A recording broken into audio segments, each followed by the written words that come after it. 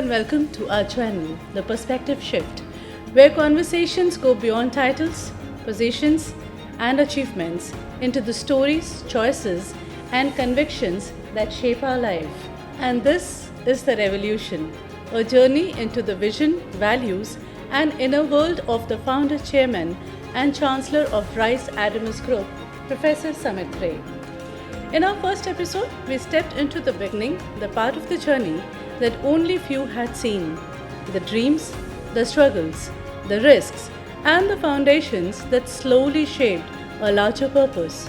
When you start alone, you may feel you are all alone, but gradually people start joining you. Majnu Sultanpuri साहब ने भी क्या खूब कहा है, मैं अकेला ही चला था, मैं अकेला ही चला था जाने बेमंजिल मगर लोग साथ आते गए और कारवां बनता गया. Today in episode 2, we move closer to the person behind the institution. Beyond the decisions, beyond the milestones, beyond the responsibilities, there's a mind that has dared to think differently, a heart that has held on to people and values, and a vision that continues to evolve with time. आज के हमारे मेहमान के विचार सर्वप्रिय अटल बिहारी वाजपेयी जी की कविता के माध्यम से. बात ऐसी नहीं कि कोई गम ही नहीं, बात ऐसी नहीं कि कोई गम ही नहीं, दर्द अपने पराए कुछ कम भी नहीं. प्यार इतना परायों से मुझको मिला, न अपनों से बाकी है कोई गिला. हर चुनौती से दो हाथ मैंने किए, आंधियों में जलाए हैं बुझते दिए. टूटे हुए सपनों की सुने कौन सिसकी, टूटे हुए सपनों की सुने कौन सिसकी. अंतर को चीर व्यथा पलकों पर ठटकी. हार नहीं मानूंगा, हार नहीं मानूंगा, रार नहीं ठानूंगा, काल के कपाल पे लिखता मिटाता हूँ, गीत नया गाता हूँ, गीत नया गाता हूँ. This episode is not just about leadership, it is about perspective, it is about resilience, it is about the moments that makes a man before the world calls him a visionary. So let us begin another chapter of the revolution with Professor Samit Ray. Namaskar. Namaskar. Welcome to our channel, The Perspective Shift. Sir, thank you for joining us. Thank you. Sir, আপনি last এপিসোডে আমাদের সাথে share করেছিলেন আপনার জীবনে চলার পথে আপনার মা বাবার অবদান. সেই পথ চলার স্মৃতি সম্বন্ধে যদি আজ আমাদের বলেন. না, দেখুন, আমি সবসময় বিশ্বাস করি এবং বলি যে এই দীর্ঘ 40 বছর যখন journey from a tutorial home to the university, এখানে ভীষণভাবে আমার মা বাবা গাইড শুধু করেননি, আমাকে ইন্সপায়ারও করেছেন. তা মা বারবার বিশ্বাস করতেন যে এটা সম্ভব, যখন হয়তো আমি ভাবতাম যে এটা সম্ভব নাকি, কিন্তু ওনার সবসময় একটা আস্থা ছিল এবং ভেবেছেন হয়তো যে আমার দ্বারা এটা সম্ভব. তার একটা কারণও আছে, কারণ মা ছোটোবেলা থেকে দেখে এসছেন ওনার কাকাবাবু ছিলেন একজন স্বদেশী আন্দোলন, খুব উল্লেখযোগ্য ভূমিকা গ্রহণ করেছিলেন, এবং ওনার কাকাবাবু ছিলেন সেই সময় বিখ্যাত সূর্য সেন মাস্টারমশাইয়ের প্রায় ডান হাত আর কি. এবং ওই সময় তার যে contribution to the movement, national movement, এবং সেখানে এত ভালোভাবে তিনি এটা করেছিলেন. আজও তার আন্দামানের সেলুলার জেলে গেলে পরে তার নামে কক্ষ রয়েছে. তা মা দেখেছেন যে একজন লিডার তার দেশের জন্য যখন এগিয়ে যান, ভাবেন তার কী কী গুণ থাকা দরকার.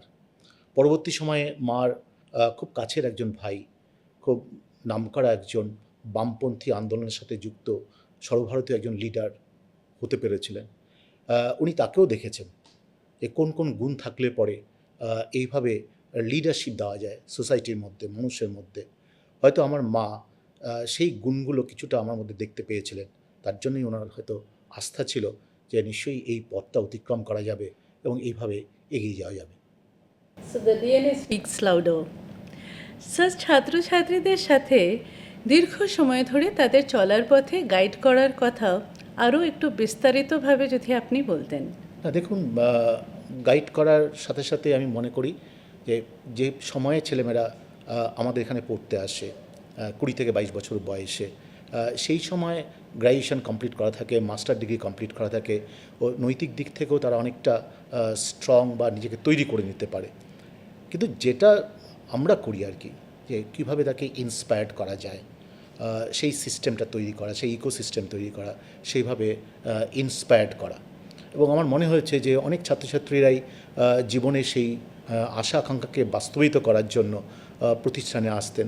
এবং সেই সময় আমার বয়সও খুব কম ছিল, প্রায় 24-25 বছর বয়সে একজন যখন স্বপ্ন দেখাতে আরম্ভ করে এবং সেই জেনারেশন খুব সহজেই চোখের ভাষা পড়তে পারে, হৃদয়ের ভাবনা ভাবতে পারে।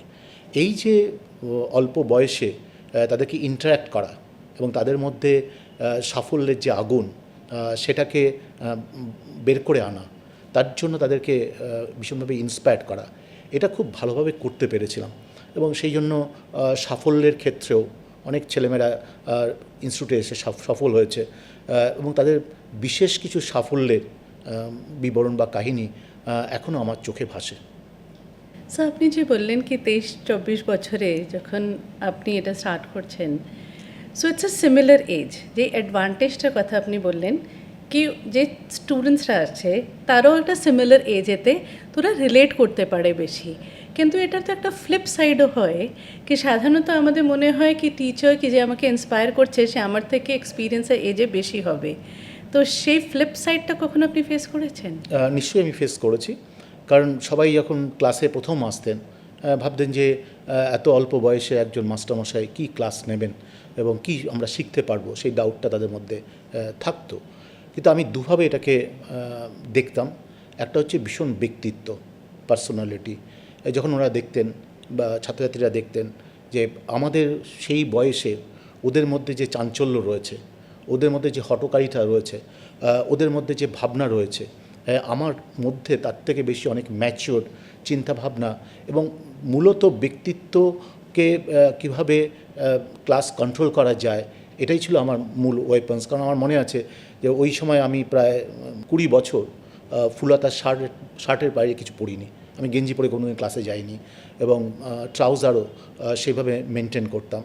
তবে যেটা প্লাস পয়েন্ট ছিল, ছাত্ররা প্রথম 5 মিনিট 7 মিনিটের মধ্যেই তাদেরকে আমি বলতাম যে যদি মনে হয় যে আমি যা ক্লাস নিচ্ছি সেখানে তোমাদের শেখার জায়গা রয়েছে এবং তোমরা জীবনে উপকার হতে পারে, তোমাদের প্রতিষ্ঠার ক্ষেত্রে সাহায্য করতে পারে, তাহলে নিশ্চয়ই তোমরা হচ্ছে কনসেন্ট্রেট করবে। এবং প্রথম 2-1টা ক্লাস নেওয়ার পর তারা বুঝতেন যে না, ম্যাথমেটিক্সটা যদি শিখতে হয় তাহলে আমার ক্লাসে বসতে হবে, 2 ঘন্টা ক্লাস করতে হবে। এবং সেটা তাদের কাছে ভীষণ একটা আকর্ষণ ছিল। এবং পরবর্তী সময়ে যখন ছাত্রছাত্রীরা আসতেন, রেফারেন্সে আসতেন এবং তা জেনেই আসতেন যে অল্প বয়সের একজন টিচার্স ক্লাস নেন, কিন্তু অসম্ভব ভালো ক্লাস নেন এবং সেই ক্লাস থেকে আমরা ভীষণ উপকৃত হয়েছি। তার ফলে পরবর্তী সময়ে আর এটা অসুবিধা হয়নি আমার কাছে। সেটা স্ট্রিক্টনেস মেনটেন করাতেও অসুবিধা হয়নি? না, আমি তো আমার মনে আছে যে 85 সাল 90 সালে আমি যখন ক্লাসে যেতাম, ক্লাসে যাওয়ার সময় আমি হাতে একটা স্কেল নিয়ে যেতাম এবং স্কেলটা এই জন্যই আমরা ইউজ করতাম। আজকে তো টিচাররা ভাবতেই পারে না অভিভাবকরা কত রকমের চিন্তাভাবনা বা কত রকমের প্রশ্ন করেন টিচারদের। তা আমি ওদের কাছে আমি নিশ্চয়ই স্কেল নিয়ে যেতাম। আমার একটা শর্ত ছিল, হোমওয়ার্কটা করে আনতে হবে, নাম্বার 1। আর নাম্বার 2, ক্লাসে যখন আমি পড়াবো তখন এভরি 30 মিনিটস পর পর আমি প্রশ্ন করব, সেই প্রশ্নের উত্তরটা দিতে হবে। আমার মনে আছে প্রথম দিনে এরকম একজন ছাত্রী কালকাটা ইউনিভার্সিটি ম্যাথসের ফার্স্ট ক্লাস ফার্স্ট। আমি তো আর তখন জানি না যে ফার্স্ট ক্লাস ফার্স্ট। আমি ক্লাসে গেছি, আমি জিজ্ঞেস করছিলাম, তখন দেখতে পাচ্ছি যে কোনো রেসপন্স করছে না। তা আমি বেঞ্চের উপর দাঁড় করে দিয়েছিলাম। তা বেঞ্চের উপর দাঁড় করানোর পর ঠিক আছে, আমি বুঝতে পারলাম যে তার আঘাত করলো মনে। ক্লাস শেষ হলো, সে এসে আমার বললো যে স্যার আমি কিন্তু Calcutta university first class first. আমি দেখো, ফার্স্ট ক্লাস ফার্স্টটা বড় ব্যাপার নয়, তুমি যে ক্লাসে আমি যে ক্লাস নিচ্ছিলাম তুমি মন দিয়ে শুনছিলে না। কারণ ওটা তার কাছে একটা বিরাট জিনিস যে 9, 10, 11, 12 বা কম্পিটিটিভ এক্সামসের যে স্ট্যান্ডার্ডের কোশ্চেন আসে তার থেকে অনেক বেশি ম্যাথমেটিক্সে বড় বড় ইকুয়েশন পড়ে এসছে, অথবা সে সেটাকে খুব ক্যাজুয়ালভাবে নিয়েছিল। এবং সেই ক্ষেত্রে 2-1 ছাত্র আমাকে প্রশ্ন করতো যে স্যার এরকম স্কেল দিয়ে কেন হাতে আপনি মারেন একটা দুটো বাড়ি। তাহলে দেখো, তোমাদের যা বয়স এবং তোমাদের যা ফিজিক্যাল স্ট্রাকচার, তোমাদের যদি শাস্তি দিতে হয় তাহলে চাবুক দিয়ে মারতে হয়, কিন্তু আমি তো চাবুক দিয়ে মারছি না, আমার স্কেল দিয়ে দুটো হাতে মারা মানে হচ্ছে তোমাদের আত্মাভিমানে আঘাত করা, তোমাদের ভাবনা চিন্তায় সিরিয়াসনেস আনা। তুমি যখন চাকরি পাবে, নিশ্চয়ই মাসের শেষে চাকরি পাওয়ার পর যে বেতন পাবে, সেই বেতনের অর্ধেক আমি নেব না। তার উদ্দেশ্যটা কী? উদ্দেশ্য হচ্ছে যে কারণে তুমি এখানে এসছো এবং সেটাকে সাকসেসফুল হতে হবে, সফল হতে হবে। এবং আমি লক্ষ্য করেছি যে ওরা কোনোদিনও কিন্তু পেছন ফিরে একবারও জিজ্ঞেস করেনি যে স্যার আপনি কেন এটা করলেন। কারণ আমার বক্তব্যই ছিল যে আমি 2 ঘন্টা 3 ঘন্টা ক্লাস নেব বটে, ক্লাস যদি তোমাদের ভালো লাগে তখন আমার শর্তগুলো মেনে চলতে হবে। এবং সেটা একটা সত্যি দিন ছিল, প্রায় 2005 সাল পর্যন্ত আমি ক্লাসে যেতাম, ছেলেদের হাতে একটা বাড়ি মারতাম, তাতে অন্তত ওই দিনের মতো তার বুঝতো যে না আজকে ঠিকঠাক পারফর্ম করতে পারলাম না, নেক্সট 1 মাস আমাকে পারফর্ম করতে হবে। That the spirit of development, spirit of success, যে স্বপ্ন, সেই ড্রিমিংকে পূর্ণ করা, এটাই ছিল একমাত্র লক্ষ্য। Yes, so it was not much of a punishment, it was to promote the dream. Right. So, what we understand, আপনি আজকেও ক্লাস নিতে পছন্দ করেন আর চান ক্লাসেস নেন, তো যদি আজকের ডেটেতে পানিশমেন্ট দিতে হয়, so what will you do?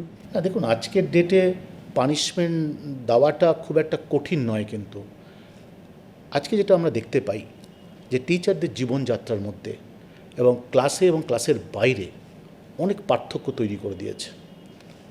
এবং সেটা স্টুডেন্টরা ডিজিটাল মিডিয়ার মধ্যে দিয়েই হোক বা কোনোভাবে না হোকভাবে তাদের জীবনযাত্রা একটা ধারা উপলব্ধি করতে পারেন, বুঝতে পারেন। তা আমি যদি দেখি যে যখন আমি ক্লাসে থাকছি 3 ঘন্টা এক রকমের আমার মূর্তি, এক রকমের প্রেজেন্টেশন, তারপরে ক্লাস শেষ হওয়ার পর ফেসবুক বিভিন্ন জায়গায় আবার টিচারেরই আরেক রকমের একটা ভাবনা চিন্তা, মূর্তি, অথবা আমরা বলতে পারি তার প্রেজেন্টেশনস, তখনই স্টুডেন্টরা ভীষণ কনফিউশনে পড়ে যে এই টিচার্স এবং একজন স্বাভাবিক মানুষের মধ্যে যে পার্থক্য থাকা দরকারটা সেটা ওরা আর খুঁজে পায় না।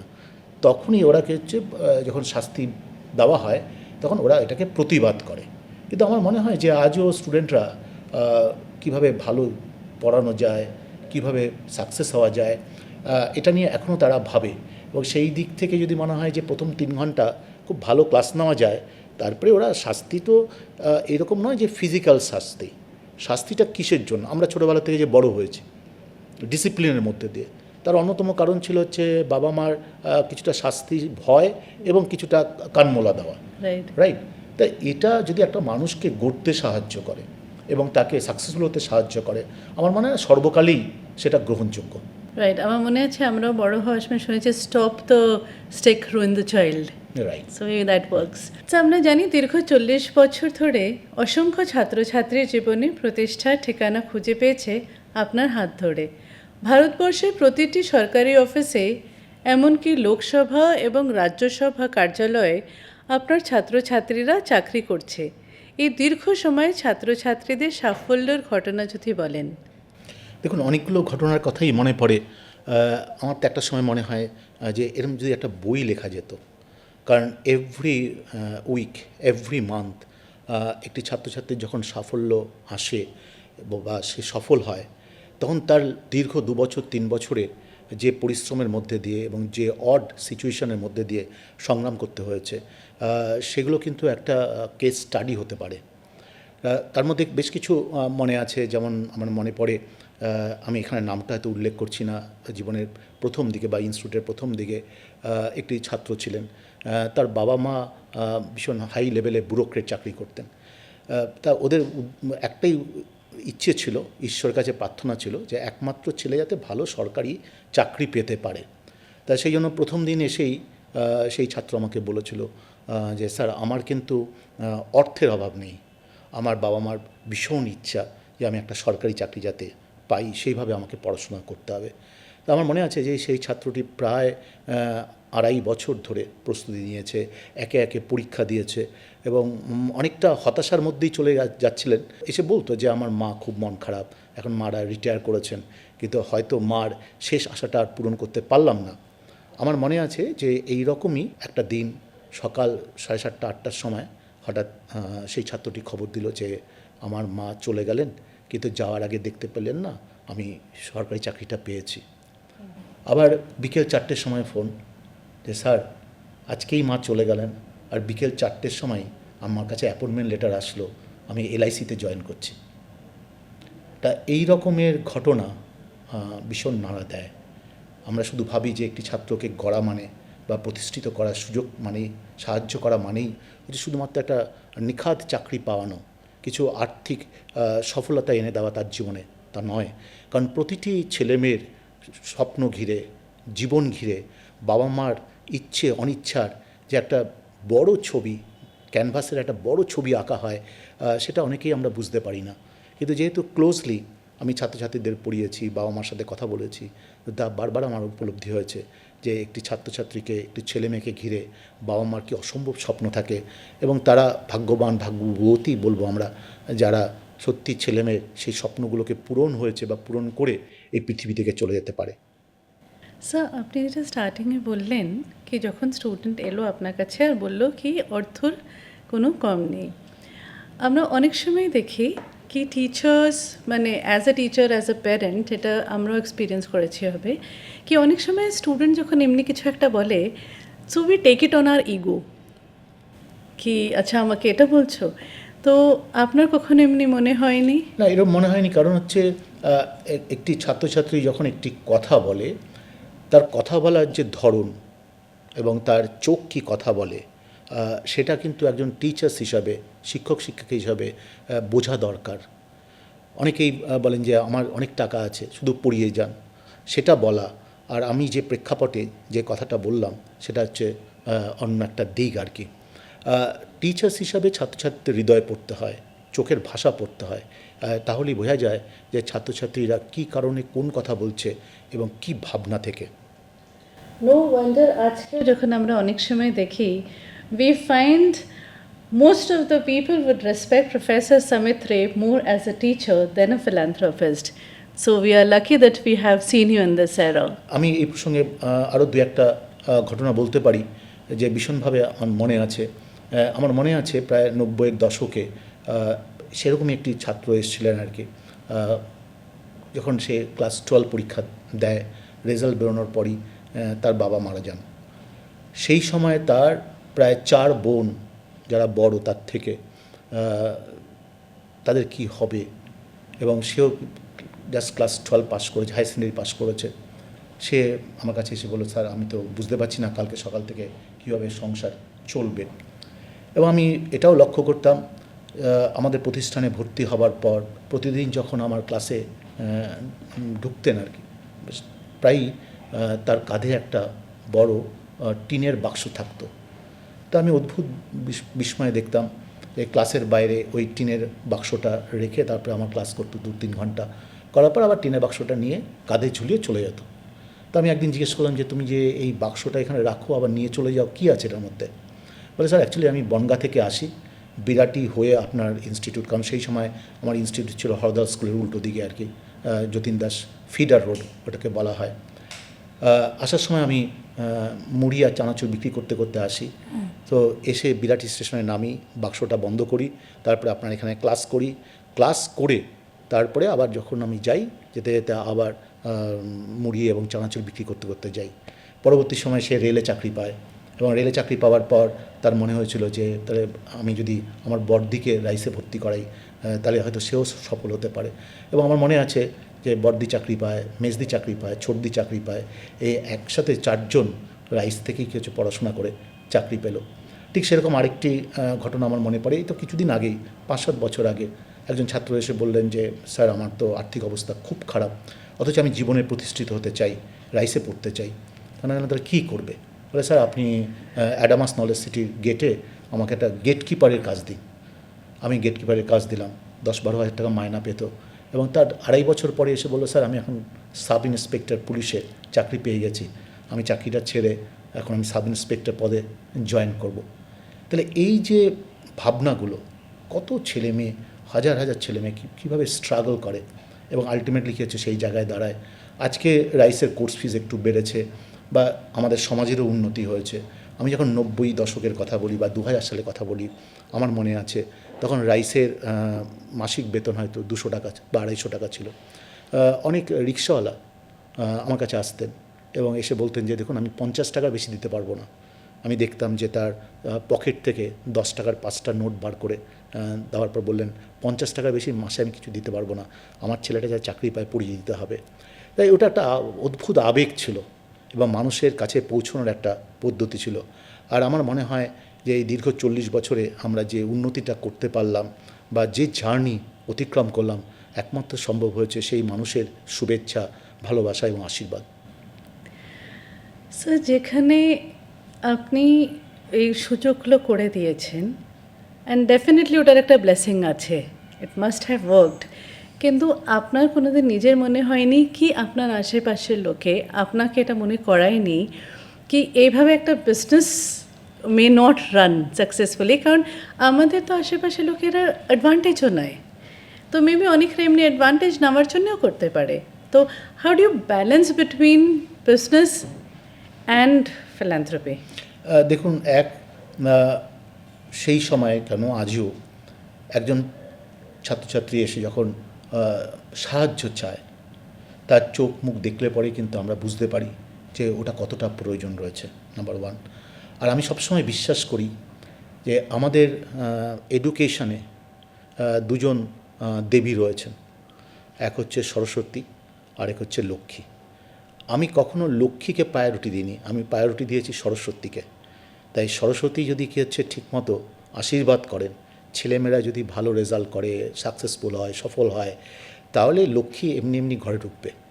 তা সেই দিক থেকে কখনোই মনে হয়নি যে বিজনেস হ্যাম্পার্ড করে কোনো আমরা চ্যারিটি করছি অথবা সমাজকে আমরা এগিয়ে যাওয়ার চেষ্টা করছি।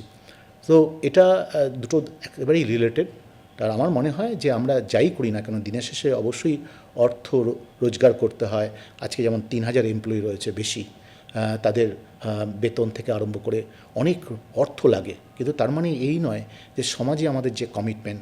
আমরা যখন ছোটোবেলায় পড়াশোনা করতাম ক্লাস 8-9-এ, তখন প্রায়ই দেখতাম বাবারা বই কিনে দিতেন, কিন্তু যখন আমাদের রেফারেন্স বই, সেই রেফারেন্স বই কিনতে গেলে কিন্তু 11-12-এ নিজেদের টিউশন করে সেই বই কিনতে হতো।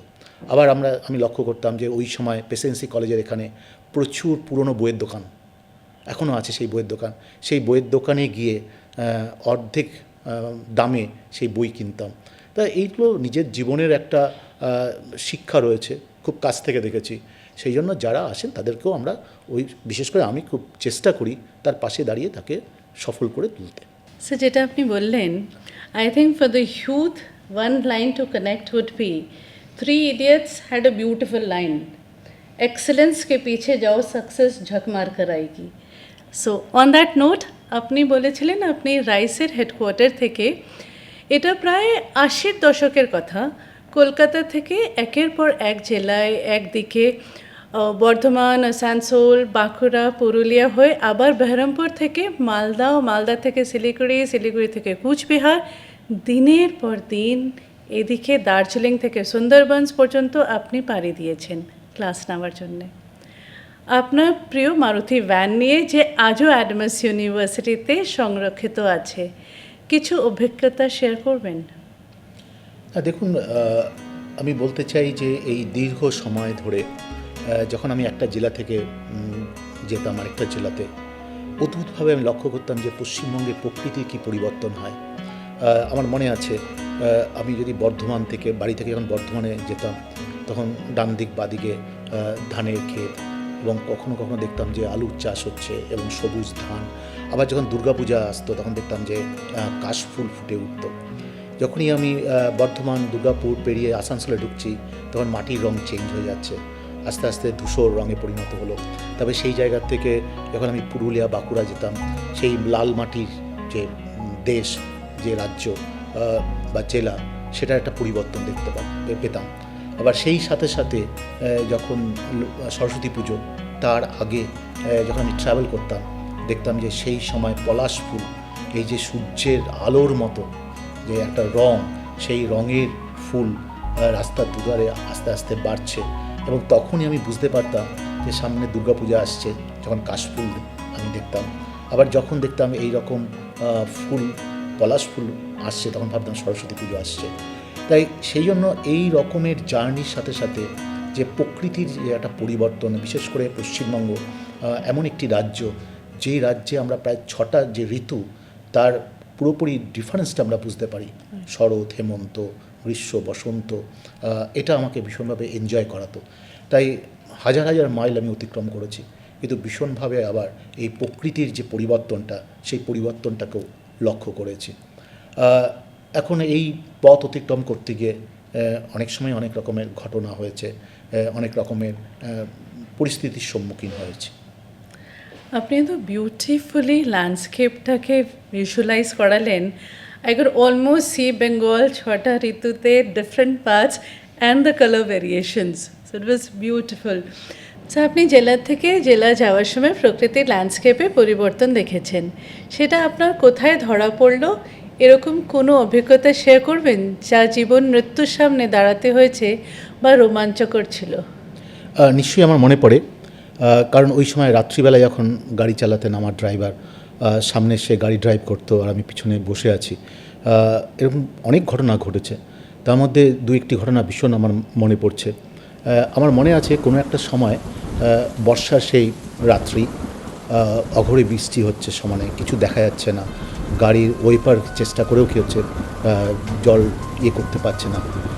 এইরকম অবস্থায় যখন আমার ড্রাইভার গাড়ি চালাচ্ছেন আর কি, সাধারণত ওই সময় আমি যে সময়ের কথা বলি 8-এর দশকে, 90-এর দশকে বা 2000 সালেও, সেই সময় কিন্তু যখন রাস্তা অতিক্রম আমরা করতাম, তখন রাস্তায় গাড়ি যখন দাঁড়াতো, বেশ কিছু গ্রামের গরিব ভদ্রলোক, ভদ্র মহিলারা এসে পয়সা চাইতেন তাদের জীবন নির্বাহ করার জন্য। তা ঠিক সেই রকমই প্রায় রাত্রি 10:30-11টার সময় যখন জাস্ট আমার আজও মনে পড়ে, কারণ আজও যখন বর্ধমান থেকে শান্তিনিকেতনের পথে যেতে হয়, একটা প্রায় ছোট্ট রেল ব্রিজ পড়ে, যেখানে দুটো গাড়ি পাশাপাশি যেতেই পারে না, একটা গাড়ি যায়। এই মুহূর্তে একটা বড় ওখানে উড়ালপুল হচ্ছে, বড় উড়ালপুল হচ্ছে। তা ঠিক তার আগে একটা নদী আছে। আমি লক্ষ্য করলাম এই রাত্রি 10:30-11টার সময় যখন আমার গাড়িটা চলছে, একজন ভদ্র মহিলা এসে পয়সা চাইলেন, এবং পয়সা চাইলেন বটে, কিন্তু যেহেতু বৃষ্টি হচ্ছিল, জাস্ট জানলার পাশ দিয়ে দেখলাম যে উনি দাঁড়িয়ে আছেন, আমরা এগোচ্ছি, এবং এটা যে দেখতে দেখতে বেশ কিছু সময় নষ্ট হলো। তার ফলে পেছনে যে গাড়িগুলো ছিল সেই গাড়িগুলো আমাদের আগে চলে গেল, প্রায় 3-4টে গাড়ি। এবং যখন এগোচ্ছি ঠিক তখন আমরা দেখলাম যে এই বীরভূমে ঢোকার আগে যে নদীটার কথা বলছি, জাস্ট কিছু স্রোতের তোড়ে ওই রাস্তা দুভাগ হয়ে গেল, এবং আমার আগের যে দুটো গাড়ি ছিল ওই দুটো গাড়ি তোড়েতে চলে গেল। তা আজও মনে হয়, এবং একেবারে গা খেয়েছে হয়, যে কোনো একটা ক্ষমতা, কোনো একটা শক্তি ওই সময় রাস্তায় আমাকে একটু ডিটেন করে দিয়েছিল। তার ফলে আগের দুটো গাড়ি এগিয়ে গেল, দুটো গাড়ি কী হচ্ছে জলের তোড়ে ভেসে গেল, আর আমি কী হচ্ছে দূর থেকে দেখলাম, তার ফলে গাড়ি স্টপ করে দিলাম। তা এই রকম যে ঘটনা, এই ঘটনা বারবারই মনে হতো যে নিশ্চয়ই ভালো কাজ করার জন্য যে আশীর্বাদ রয়েছে, সেই আশীর্বাদই মানুষকে রক্ষা করে যে কোনো দুর্ঘটনার থেকে। আরেকটা দিন আমার মনে আছে, খুব ভোরবেলায়, সেদিনও একটা বৃষ্টির দিন, তখন আমি বর্ধমান থেকে আসানসোলে যাচ্ছি। আজও বর্ধমান থেকে আসানসোলে যাওয়ার পথে বাদিকে ইন্ডিয়ান অয়েলের একটা বড় স্টোর রুম আছে, যেখানে প্রায় কয়েক হাজার গাড়ি পেট্রোল নিয়ে দাঁড়িয়ে থাকে বা ডিজেল নিয়ে দাঁড়িয়ে থাকে। তা সেইরকমই একটা সকালবেলা ভোর 5টা-5:30টায় আমি আগের থেকে খবর পেয়েছিলাম যে সেই সময় যে ব্রাঞ্চ ইনচার্জ এবং মার্কেটিংয়ের যে হেড আছে, সে আগের গাড়িতে যাচ্ছে আর আমি তার পেছনের গাড়িতে যাচ্ছি। হঠাৎ করে রাস্তায় আমার গাড়িটা, কারণ ওই জায়গাটায় এত গাড়ি পেট্রোল এবং ডিজেল নিয়ে মুভ করে, আজও ওই জায়গাটা কিন্তু ভীষণ পিচ্ছিল হয়ে যায় যখন এই বর্ষার বৃষ্টি হয়, এবং অনেক প্রচুর দুর্ঘটনা ঘটে। এবং আমার মনে আছে ওই দিন আমি সুমো নিয়ে যাচ্ছিলাম, জাস্ট গাড়ি নর্মাল স্পিড থেকে স্পিডেই যাচ্ছিল, কিন্তু ওই যে পিচ্ছিল জায়গায় জাস্ট চাকাটা স্কিড করলো, এবং আমার সুমো প্রায় 3বার ঘুরে এসে রাস্তার মাঝখানে দাঁড়িয়ে পড়লো। অ্যান্ড ফরচুনেটলি পেছনে যে গাড়িটা ছিল অনেক দূরে ছিল, কারণ 3টে ঘোরার যে সময় আর পেছনের গাড়ি আসার যে সময় Yes. যদি খুব কাছাকাছি থাকতো তাহলে নিশ্চয়ই কিছু একেবারে পেছনের গাড়িটা এসে বা লরিটা এসে ধাক্কা মারতো। সো সেদিনও যখন আমার মনে হচ্ছিল যে এটা একটা দুর্ঘটনা থেকে বেঁচে গেলাম, তা অনেকটা নিজেকে শান্ত করে বুঝিয়ে যখন আমি এগোচ্ছি, প্রায় 2 কিলোমিটার আসার পর দেখলাম যে আমার সাথে যে মার্কেটিংয়ের এবং ব্রাঞ্চ ইনচার্জে যাওয়ার কথা ছিল তার গাড়িটাও ঠিক ওইখান থেকে 2 কিলোমিটার পরে গিয়ে ওটা উল্টে গেছে এবং স্ট্রেট একটা পোস্টে গিয়ে ধাক্কা মেরেছে এবং আমার ব্রাঞ্চ ইনচার্জ হাতে হাত ধরে ওই ফুটপাতে বসে আছে। সো এইরকম ঘটনা অনেক অনেক মনে হয়। অনেক সময় মনে হতো যে রাত্রিবেলায় 12:30, 1টা, 2টোর সময় বৃষ্টি হচ্ছে এবং বৃষ্টির সময় ওপর থেকে অধর ভরে বৃষ্টি হওয়ার সময় মনে হতো যে বটগাছগুলো, তখন তো যশোর রোড এবং ওইসব রাস্তাতে আরও অনেক বড় বড় গাছ ছিল, যে ওপর থেকে কেউ কি ঝুলছে নাকি, কারণ ওই যে বটগাছের যে ঝুড়িগুলো, হ্যাঁ, মনে একটা আনকনশাস মাইন্ডে ছোটোবেলায় যে গল্পগুলো শুনতাম ঠাকুরমা এবং মার কাছে, ওরা ভয় দেখানোর জন্য যে গল্পগুলো বলতো, তার ছবিটা মানে কিছু ওখানে দেখতে পেলাম। তারপরে আবার মনে করতাম যে না, সায়েন্স তো তা বলে না এবং সায়েন্স কী হচ্ছে এর কোনো ব্যাখ্যা নেই। তো এই যে মিক্স করে জীবনের অভিজ্ঞতা, এটা ভীষণভাবে আজও মনে পড়ে। আরেকটা দিন আমার মনে আছে, এটা কোন ইয়ারটা মনে নেই কিন্তু তারিখটা মনে আছে, 15th আগস্ট। 15th আগস্টে একটা সময় রাইসের সব টিচাররা সবাই মিলে আমরা ফুটবল খেলতাম, 1 ডে খেলা হতো। তা আমার মনে আছে যে 14th আগস্ট সকালবেলা আমি মালদা থেকে রওনা দিয়েছি যে রাত্রিবেলা এসে পৌঁছবো আর 15 আগস্টে সবার সাথে ফুটবল খেলবো। ওই দিন এত বৃষ্টি হলো, এত জল জমছে, আর ওই সময় তো এই রাস্তাগুলো আজকের হাই রোডের মতো ছিল না, রাস্তার অনেক অংশ ছিল একেবারে কাদা মাটি, তার ফলে গাড়ি স্কিড করে হয়তো ওই খেতে যেখানে ধান চাষ হয় বা যে মাঠ পাশে যে মাঠ আছে সেখানে পড়ে যেত। তার ফলে লরিকেও দেখা যেত যে ওই লরি ওরমভাবে চলে গেছে মাঠের মাঝখানে রাত্রিবেলা স্কিড করে। তা ওই দিনও দেখতে পাচ্ছিলাম যে বারবার স্কিড করছে চাকাগুলো, কিন্তু আমি সেফলি আসলাম। 14 আগস্টে তো আমি পৌঁছতেই পারলাম না। 15 আগস্ট রাত্রি বেলা প্রায় 1টার সময় খেলাধুলা আরম্ভ হয়ে গেছে সকালবেলা। তারপরে যখন আমি পৌঁছলাম তখন লক্ষ্য করলাম যে মারুতি গাড়ির যে চাকার মধ্যে অনেক সাপের, রাস্তায় যে সাপগুলো ছিল তার দেহের অংশ বিশেষ সব জড়িয়ে আছে। তার মানে ওই যে জড়িয়ে থাকাটা একটা সময় মনে হয়েছে যে আজকে টায়ারগুলোর যে গ্রিপ অথবা কি হচ্ছে দড়ি দিয়ে লাগিয়ে রাখলে পরে যেমন হচ্ছে স্কিড করতে সাহায্য করে না, এরকমই একটা সহায়কের ভূমিকা নিয়েছিল ওই দিনের সাপগুলো হয়তো। তা এরকম ঘটনা প্রায়ই মনে পড়ে, মনে হয় অতীতকে ব্যাক টু স্কুল। আরও অনেক ঘটনা ঘটেছে। তা আমার মনে হয় যে সবসময় ভালো কাজ করতে হয়, ভালো ভাবনা, তারপরে তো নিশ্চয়ই রক্ষা করা কেউ না কেউ রয়েছে। I think it's a spellbound moment. So আপনার এক্সপিরিয়েন্সেসগুলো I'm sure এর থেকেও বেশি এক্সপিরিয়েন্সেস আছে, কিন্তু এটা শোনার পর I would definitely put up a question to the viewers. It's the blessing to the charity or the charity from the blessings? Think and let us know. And we go to the next question. যখন আপনি দীর্ঘ পথ অতিক্রম করেছেন class নেওয়ার জন্যে, আপনার কোন ভাবনা এই চালিকা শক্তি যোগাতো? এটা কি শুধুই দায়বদ্ধতা 18 থেকে 32 বছরের ছাত্রছাত্রীদের কাছে যারা স্বপ্ন দেখে জীবন প্রতিষ্ঠিত হয়ে একটা শক্তিশালী ভারতবর্ষ গড়ে তুলবে, না শুধুই একটা স্বপ্নর পেছনে ছোটা, না আরও বৃহত্তর দায়বদ্ধতা? দেখুন, আমি বলবো যে এখানে দুটো জিনিসই কাজ করতো। একটা হচ্ছে কমিটমেন্ট। কখনো জেলায় যখন ক্লাস হতো আমি কখনো ক্লাস কামাই করতাম না, কারণ আমি জানি যে ছাত্ররা আমার ক্লাসে আসবে, সকাল 10টার থেকে ক্লাসে আসবে, ওই ক্লাসে আসার জন্য তারা যে বাসে আসবে, বাস ভাড়াটা তাকে আয় করার জন্য আগের 2 দিন কিন্তু তাকে মাঠে কাজ করতে হয়েছে। এই মাঠে কাজ করার ফলে যে টাকাটা রোজগার করেছে তা দিয়ে রাইসের টিউশন ফিজ এবং ওই সময় বাসে আসার জন্য যে খরচ এবং যে টিফিন, সেটা কিন্তু তাদের বহন করার একটা পথ খুঁজে নিতে হতো। তাহলে এই ধরনের ঘটনা যাদের জীবনে রয়েছে, যারা এত কষ্ট করে বড় হওয়ার চেষ্টা করছে, সেখানে তো অবশ্যই আমার একটা কমিটমেন্ট। আর নেক্সট হচ্ছে অফকোর্স দ্য ড্রিমিং না থাকলে পরে, স্বপ্ন না থাকলে পরে মানুষ এগোতে পারে না। এবং আমার মনে হয় যে কমিটমেন্ট এবং স্বপ্ন, আমরা প্রায়ই বলি যে অনেকে স্বপ্ন দেখে অথচ সে সাকসেসফুল হতে পারে না, কারণ এই স্বপ্নকে বাস্তবিত করার জন্য যে কমিটমেন্ট, সেই কমিটমেন্টটা কী হচ্ছে কী বা কীভাবে পূর্ণ করতে হয় তাদের সেই জানাটা নেই। তার ফলে কমিটমেন্ট যদি থাকে তাহলে স্বপ্নটা অবশ্যই পূরণ হবে এবং স্বপ্ন সার্থকতা পাবে।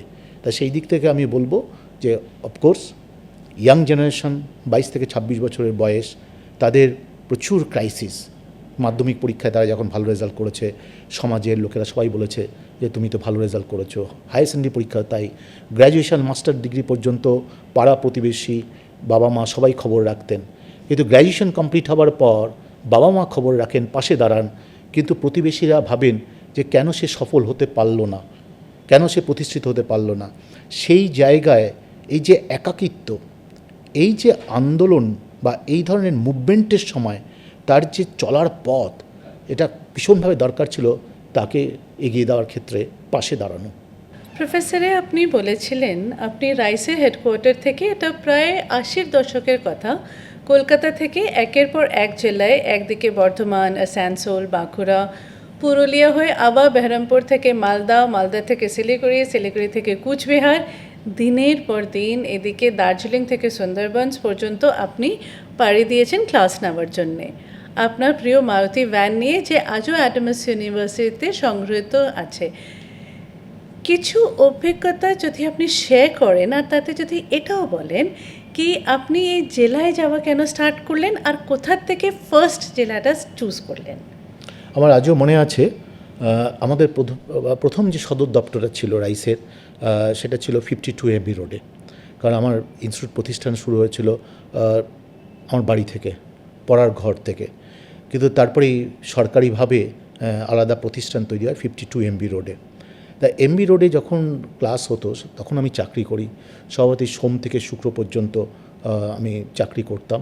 আর শনিবার রোববার হচ্ছে ক্লাস হতো। এখন এই শনিবার রোববার প্রায় 1000-1200 ছেলেমেয়ে পড়তে আসতো।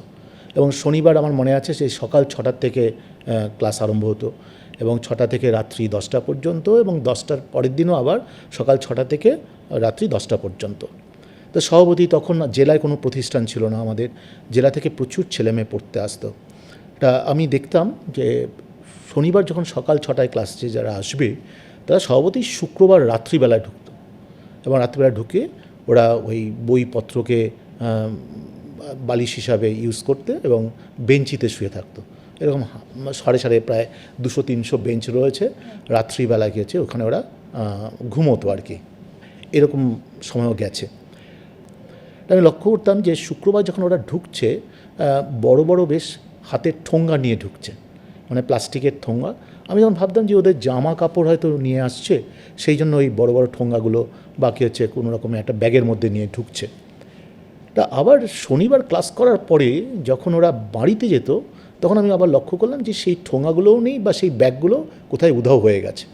তাই এরকম দেখতে দেখতে হঠাৎ একদিন আমার ডাউট হলো যে ওরা রাত্রিবেলায় শুক্রবার যখন ঢোকে তখন এরকম বড় বড় ব্যাগ নিয়ে ঢোকে বা ঠোঙ্গা নিয়ে ঢোকে, আর যখন বাড়ি যায় এটা নেই, কি ব্যাপার কি? তাই একদিন ওই 4-5 জনকে ডাকলাম যারা মিদনাপুর থেকে আসতো। তার ডেকে জিজ্ঞেস করলাম যে তোমাদের এটা কেন হয় বলো তো দেখি, আমি তো এটা লক্ষ্য করছি। বলে স্যার অ্যাকচুয়ালি ওর জামা প্যান্ট থাকে না, ওখানে আমরা বাড়ির যে চাল সেখান থেকে যে মুড়ি ভাজা হয় তা বাইরের খাবার খেতে অনেক পয়সা লাগে, সেই জন্য শুক্রবার রাত্রিবেলায় যখন আমরা ঢুকি তখন এই মুড়ি নিয়ে ঢুকি আমরা।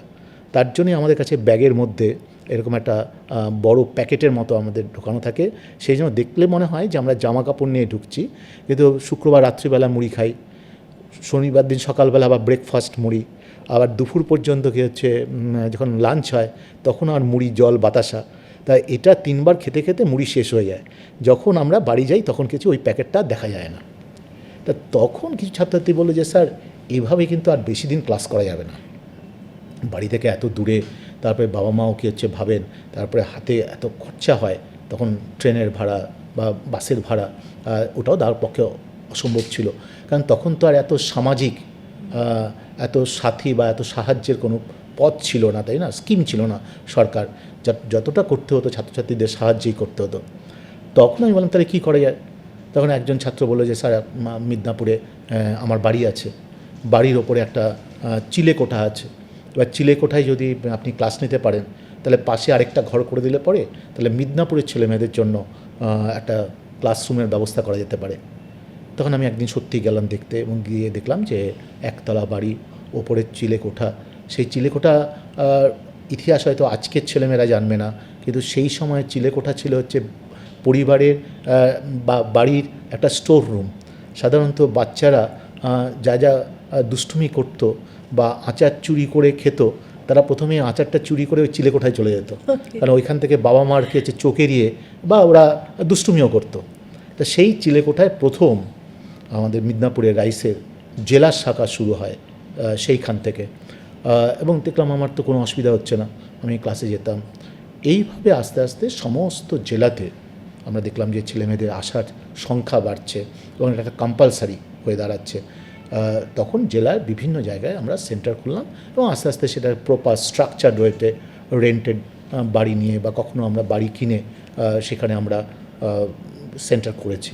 আমার যেমন মনে হয় যে বর্ধমানে যখন আমরা ফার্স্ট ইনস্টিটিউট আমি খুলি, ওখানে রানীশায়ারের বাঁধ বলে একটা জায়গা আছে, ওটা খুব বিখ্যাত জায়গা।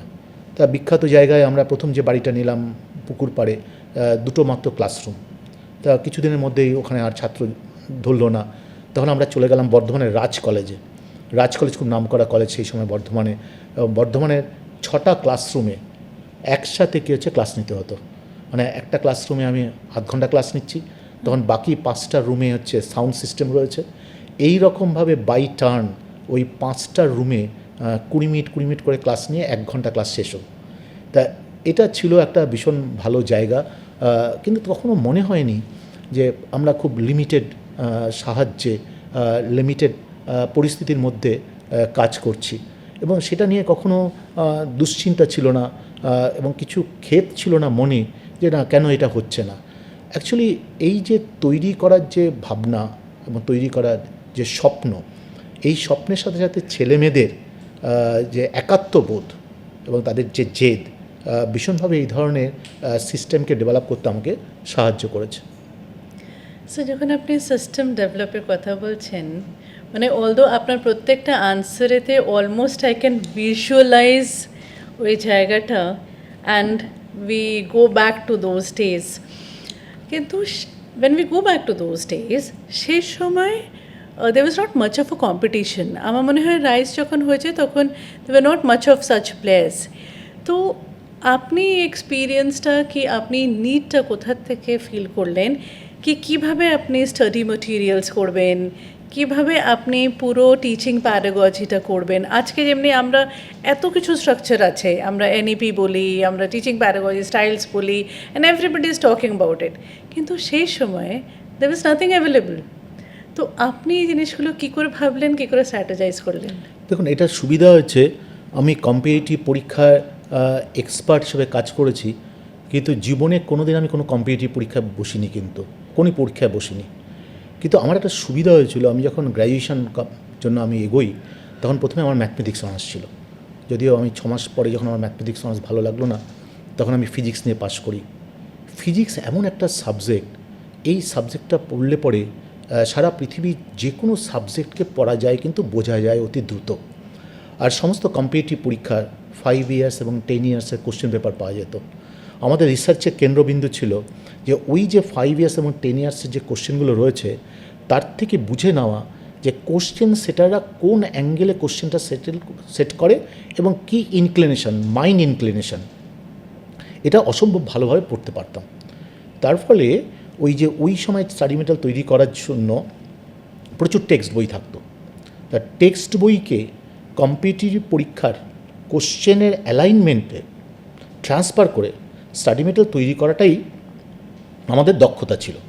শুধু প্রথম 10 বছর হয়তো আমাদের কোনো কম্পিটিশান ছিল না, 10 বছরের পর থেকে পশ্চিমবঙ্গে আজ পর্যন্ত না হলেও 100 ইনস্টিটিউট তৈরি হয়েছে সরকারি চাকরি পড়ানোর জন্য। এবং আনফর্চুনেটলি বা ফর্চুনেটলি এখনও যারা ইন্ডিভিজুয়াল টিউশন করে কম্পিটিটিভ এক্সামসের জন্য তাদের প্রায় 99%ই রাইসের স্টাডি মেটেরিয়াল কপি করেই কিন্তু পড়ায়। কিন্তু কপি করে পড়ালে পরেই যদি সম্ভব হতো তাহলে অক্সফোর্ড কেমব্রিজের প্রফেসররা যা নোট দেয় সেই নোট ছাত্রদের থেকে নিয়ে যদি যে কোনো স্কুলে বা ইউনিভার্সিটিতে বা কলেজে যদি পড়ানো যেত তাহলে তারাও অক্সফোর্ড এবং কেমব্রিজে ট্রান্সফর্ম হয়ে যেতে পারতো। তো এটা আমাদের একটা প্লাস পয়েন্ট ছিল। এই যে মেকানিজম ভেতরে কীভাবে ছাত্রদের পড়ানো হবে, কীভাবে স্টাডি মেটেরিয়াল দেওয়া হবে, সেটাকে কীভাবে কানেক্ট করা হবে, কীভাবে একদম কার্পেট বম্বিং হবে ইনফরমেশনের, তারপরে তার ক্যাপাসিটি বিল্ড আপ হবে, এই জিনিসগুলো একটা মেকানিজমের মধ্যে চলতো বলেই যারা এসছে তারা হয়তো আমাদের সাথে পারেনি, কিন্তু কম্পিটিশন ছিল না বা কেউ চেষ্টা করেনি এটা মোটেই নয়। আজ আমরা রাইস এবং অ্যাডামাস গ্রুপের ইতিহাস থেকে জানতে পারি আপনি রাইস এডুকেশন প্রতিষ্ঠা করার থেকে তারপর Adamas international school, Adamas world school, Adamas university রাজ্য অতিক্রম করে ভারতবর্ষে ছড়িয়ে দিয়েছেন। এখন দিল্লিতেও রাইস এডুকেশনের সেন্টার, আবার অ্যাডামাস টেক প্রতিষ্ঠান করে Dubai, San Francisco, Saudi Arabia, London, সেই সম্বন্ধে যদি কিছু বলেন। দেখুন, আমি মনে করি যে যে স্বপ্ন দেখাটা আরম্ভ হয়, স্বপ্নের কখনো সীমা শেষ হয় না। স্বপ্ন এমন একটা জিনিস প্রতিদিন বাড়তে থাকে, তার আকারে এবং আয়তনে বাড়তে আরম্ভ করে। তা ঠিক সেই রকমভাবে যে স্বপ্ন আজ থেকে 40 বছর আগে বা আজ থেকে 20 বছর আগে, আজ থেকে 10 বছর আগে, এই স্বপ্নেরও পরিবর্তন হয়েছে। আর তার ফলে আমরা দেখতে পাই যে রাইস এডুকেশনের পরে অ্যাডামাস ইন্টারন্যাশনাল স্কুল, স্বপ্ন পরিবর্তিত হয়ে তারপরে অ্যাডামাস ওয়ার্ল্ড স্কুল, তারপরে অ্যাডামাস টেকনোলজি, অ্যান্ড দেন তারপরে হচ্ছে অ্যাডামাস ইউনিভার্সিটি। এই মুহূর্তে আমার যেটা মনে হচ্ছে যে আগামী 1 দশকের বা 2 দশকের মধ্যে হায়ার এডুকেশনের যে পরিবর্তনটা আসবে, যেটা আমরা বলতে চাইছি যে ইন্ডাস্ট্রি এবং একাডেমির মধ্যে যে মেলবন্ধন হবে। কারণ আমি পরিষ্কার ছবি দেখতে পাচ্ছি যে নেক্সট 10 বছরের মধ্যে ভারতীয় ইউনিভার্সিটিগুলো এখনও যেভাবে just production center of certificate of graduations and master degree হিসেবে কাজ করে, এটা কিন্তু আর থাকবে না। কিন্তু কারণ ইন্ডাস্ট্রির যে রিকোয়ারমেন্ট, ইন্ডাস্ট্রির যে পরিবর্তন আসছে, ছাত্রছাত্রীদের ইউনিভার্সিটি লেভেলেই সেই ইন্ডাস্ট্রির নিড অনুসারে যে স্কিল, সেই স্কিল তাদের অর্জন করতে হবে। এবং আরেকটা চ্যালেঞ্জ হচ্ছে, আমরা যখন দেখি আজকে দাঁড়িয়ে, আমরা যখন পড়াশোনা করতাম ফিজিক্স কেমিস্ট্রি নিয়ে, বা আমাদের বাবা মারা যখন পড়াশোনা করতেন, তখন সেই নলেজ দিয়ে অন্তত 30 বছর খুব সিকিউরড ওয়েতে চাকরি করা যেত, সেই নলেজ, সেই জানা দিয়ে। কিন্তু বিশেষ করে কোভিডের পরে টেকনোলজির এত পরিবর্তন আসছে যে এখনও এভরি 5 ইয়ার্স পর পর situations of the or the atmosphere requirement of the skill change হয়ে যাচ্ছে। সেই দিক থেকে আমার ভাবনা যে ইউনিভার্সিটি থেকে যে ইন্ডাস্ট্রি, সেই ইন্ডাস্ট্রির যদি আমরা একটা লিঙ্ক খুঁজে পেতে পারি, কারণ ভারতবর্ষে 2-1টা কেস স্টাডি রয়েছে, পৃথিবীতেও 2-1টা রয়েছে মাত্র, অনেক ইন্ডাস্ট্রি হাউসেই ইউনিভার্সিটি করেছেন। কারণ ইন্ডাস্ট্রি যখনই ইউনিভার্সিটির কাছে এসছে, তখন ইন্ডাস্ট্রি পিপল ইউনিভার্সিটিতে গিয়ে ক্লাস নিয়েছেন। আমরা আজিম প্রেমজি ইউনিভার্সিটির কথা দেখতে পাই, আমরা জিন্দাল দেখতে পাই। তখন আমার মনে হয়েছে যে আমরা কেন সেটা রিভার্স করতে পারি না। আমরা যদি ইউনিভার্সিটি থেকে আবার ইন্ডাস্ট্রিতে যাই, এবং ইন্ডাস্ট্রিতে যারা আছেন তারা এসে ক্লাস নেবেন, এবং সেই উপলক্ষে সেই ভাবনা থেকেই কিন্তু অ্যাডামাস টেক কনসালটেন্সি এবং সারা ভারতবর্ষে আমরা অফিস তৈরি করা হয়েছে, দিল্লিতে, ব্যাঙ্গালোর এবং কলকাতায়, এবং তারপরে সৌদি আরব, অ্যান্ড দেন দুবাইয়ে তৈরি হয়েছে, তারপরে লন্ডনে তৈরি হয়েছে, অ্যান্ড দেন সান ফ্রান্সিসকো। এই যে বৃহত্তর যে পিকচার, একটু আমি বলছিলাম বারবার যে স্বপ্নর সবসময় আকার নির্দিষ্ট থাকা উচিত নয়। আমরা যারা মধ্যবিত্ত তারা স্বপ্ন দেখি খুব লিমিটেড, এবং এই স্বপ্নটা সাধারণত 40-50 বছর 60 বছর পরে তার এন্ডটা দেখতে পাই। যখন আমরা চাকরি পাই না, ভাবি একটা সরকারি চাকরি দরকার, এটা আমার প্রাথমিক স্বপ্ন। তারপর আমার মনে হয় একটা আমি ফ্যামিলি তৈরি করব, এটা আবার কী হচ্ছে 5 বছরের মধ্যে হয়ে যায়। 5 বছর পরে কী হচ্ছে, মনে হয় আমাদের যে ছেলেমেয়েরা ডাক্তার ইঞ্জিনিয়ার হবে, ডাক্তার ইঞ্জিনিয়ার হয়। তারপরে আমার মনে হয় যে ছেলেমেয়েরা এখন জীবনে প্রতিষ্ঠিত করার জন্য তাদেরও যদি একটা ফ্যামিলির সাথে ইনভলভ করে দেওয়া যায়, আমার ডিউটি শেষ। এই যে স্বপ্ন, যে একটা লিমিটেশন, 50 থেকে 60 বছর বয়সেই প্রতিটি মানুষ কিন্তু তার জীবনের যবনিকার যে রেখা, যে সীমা সেটাকে নির্দিষ্ট করে দেয়। কিন্তু আমরা যেটা দেখি সেটা সেই স্বপ্নটা কিন্তু কখনো ওই 30 বছর কাজ করলে পরে 40 বছর কাজ করলে বা 50 বছর কাজ করলে ইট ইজ নট এনাফ। প্রতিদিনই স্বপ্ন বাড়ছে। সেই জন্য এখন মনে হয় যে যদি আমরা ইন্ডাস্ট্রি এবং ইউনিভার্সিটির সাথে যদি এটাকে যোগাযোগ তৈরি করতে পারি, এমন একদিন যদি দেখা যায় যে না বাঙালি নেতৃত্বে একটা আইটি কোম্পানি তৈরি হয়েছে আমাদের রাজ্যে এবং ভারতবর্ষের ন্যাশনাল লেভেলে প্রায় 10,000 বাঙালি ছেলেমেয়েরা আইটি প্রযুক্তির ক্ষেত্রে সেই প্রতিষ্ঠানে কাজ করছে, সেদিন আরেকটা স্বপ্ন কী হচ্ছে শেষ দেখতে পাবো আমি, মানে এন্ডটা দেখতে পাবো এবং সেটা সাফল্য দেখতে পাবো। যে ভারতবর্ষের প্রফেশনাল লোকজনের বেশ কিছু অভাব আছে। আমি লক্ষ্য করেছি আর কি, যখন কোনো টেকনোলজি নিয়ে কথা হয় সেই টেকনোলজির কথাটা প্রথম শুরু হয় সান ফ্রান্সিসকো ইউএসএ থেকে। ওইখান থেকে সেই খবরটা আসতে দিল্লিতে পৌঁছয় প্রায় 10 বছর পরে। ভারতীয়রা সেটা নিয়ে এক্সারসাইজ করে, কথা বলে, আর দিল্লি থেকে পশ্চিমবঙ্গে আসতে লাগে আরও 10 বছর। ততদিনে দেখা যাচ্ছে, একটু আগে বলছিলাম যে 5 বছর পর পর টেকনোলজির যে পরিবর্তন হচ্ছে, অ্যাকচুয়ালি সেটা হচ্ছে ব্যাকডেটেড। যে স্বপ্নটা শুরু হয়েছিল সান ফ্রান্সিসকো থেকে, সেই গুগলই হোক বা ফেসবুক হোক, সেটা দিল্লি হয়ে যখন কলকাতায় পৌঁছলো তখন দেখা যায় সেই স্বপ্নটা কী হচ্ছে এবং সেই প্রোডাক্টের যে লাইফ, তার যে এক্সপায়ারি ডেট অলরেডি শেষ হয়ে গেছে, তখন আমরা এখানে আলোচনা শুরু করছি। সো তখন আমার মনে হলো যে না, যেখানে আলোচনাটা হয় সেখানে যদি একটা অফিস করা যায়, সেখানে যদি মানুষকে ইনভলভ করা যায়, তাহলে সেই আলোচনাটা আমরা এভরি 48 আওয়ার্সের মধ্যে জানতে পারবো। আর এই 48 ঘন্টার যে ভাবনা চিন্তাটা যদি কলকাতায় শুরু করি, তাহলেই আমরা কী হচ্ছে অনেক বেশি এগিয়ে থাকতে পারবো অন্য অর্গানাইজেশন থেকে। That is the strategic point, সেটা স্ট্র্যাটেজি নেওয়া হয়েছে।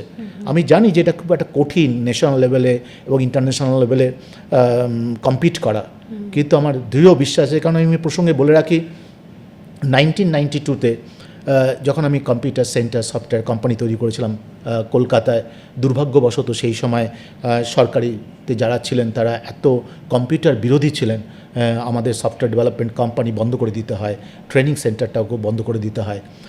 তার কিছুদিন আগে বা পরে ডক্টর নারায়ণ মূর্তি শুরু করেছিলেন ইনফোসিস, সেটা কোথায় চলে গেল? তো সেই জন্য একটা স্বপ্ন কিছু সময়ের জন্য আমি দেখেছিলাম 90-92 সালে, সেই স্বপ্নটা কিন্তু একেবারে অপমৃত্যু ঘটলো না সার্কামস্টেন্সেস বা কী হচ্ছে গভর্নমেন্টের চাপে। তা সেটাকে আবার বাস্তবিত করার জন্যই এই চ্যালেঞ্জটা নেওয়া যে ইউনিভার্সিটি টু ইন্ডাস্ট্রি থেকে যদি ইউনিভার্সিটি হয় তাহলে এটা কেন সম্ভব হবে না, এবং সেই প্রেক্ষাপটেই এই রকম একটা বৃহত্তর মানচিত্রে নিজেদের পৌঁছে দেওয়ার জন্য অফিস তৈরি করা। তবে এটা অনেক দূর যেতে হবে, অনেক পথ অতিক্রম করতে হবে। সাফল্য নিয়ে আমার কোনো দ্বিধাদ্বন্দ্ব নেই, কিন্তু এটা কঠিন পরীক্ষা। এখন আমার গ্রুপ এবং আমাদের যারা চাকরি করছেন বা যারা নেতৃত্ব দিচ্ছেন, রজত শুভ্র রায়, সৌম্য শুভ্র রায়, তারা বাইরে পড়াশোনা করে এসছে, এটা কিন্তু তাদের কাছে একটা বড় চ্যালেঞ্জ। স্যার, যেখানে আপনি বললেন উইচ ইজ ভেরি ইন্সপায়ারিং, কি ড্রিমস দেখা বন্ধ করলে চলবে না, there should be a continuous dreaming. একটা অ্যাচিভ হয়ে গেল তাতে আমরা ওখানে স্টপ করতে পারি না। The world needs people to dream and keep getting moving on. While this is inspiring, world is also affected with spirituality. সব জায়গায় আজকাল স্পিরিচুয়ালিটি নিয়ে কথা হচ্ছে, অ্যান্ড উইথ সেজ কি র্যাট রেসে থাকলে হবে না, get satisfied with what you want, know what you could have done, আর সেটা নিয়েই থাকো। সো দুটো কন্ট্রাডিক্টরি। So which one you would say that one must follow and which is more inspiring? দেখুন, আমি এটাকে একটু অন্য দৃষ্টিভঙ্গিতে দেখব এবং যে উত্তরটা দেব অনেকটা বিতর্ক তৈরি করবে। কারণ যারা স্বপ্ন কম দেখে এবং যারা স্বপ্নকে স্তব্ধ করতে চায়, এই শ্রেণীর ব্যক্তিবর্গ কিছু আমাদের পৃথিবীতে রয়েছে বা আমাদের দেশেও রয়েছে, এবং তাদের সংখ্যা মেজর।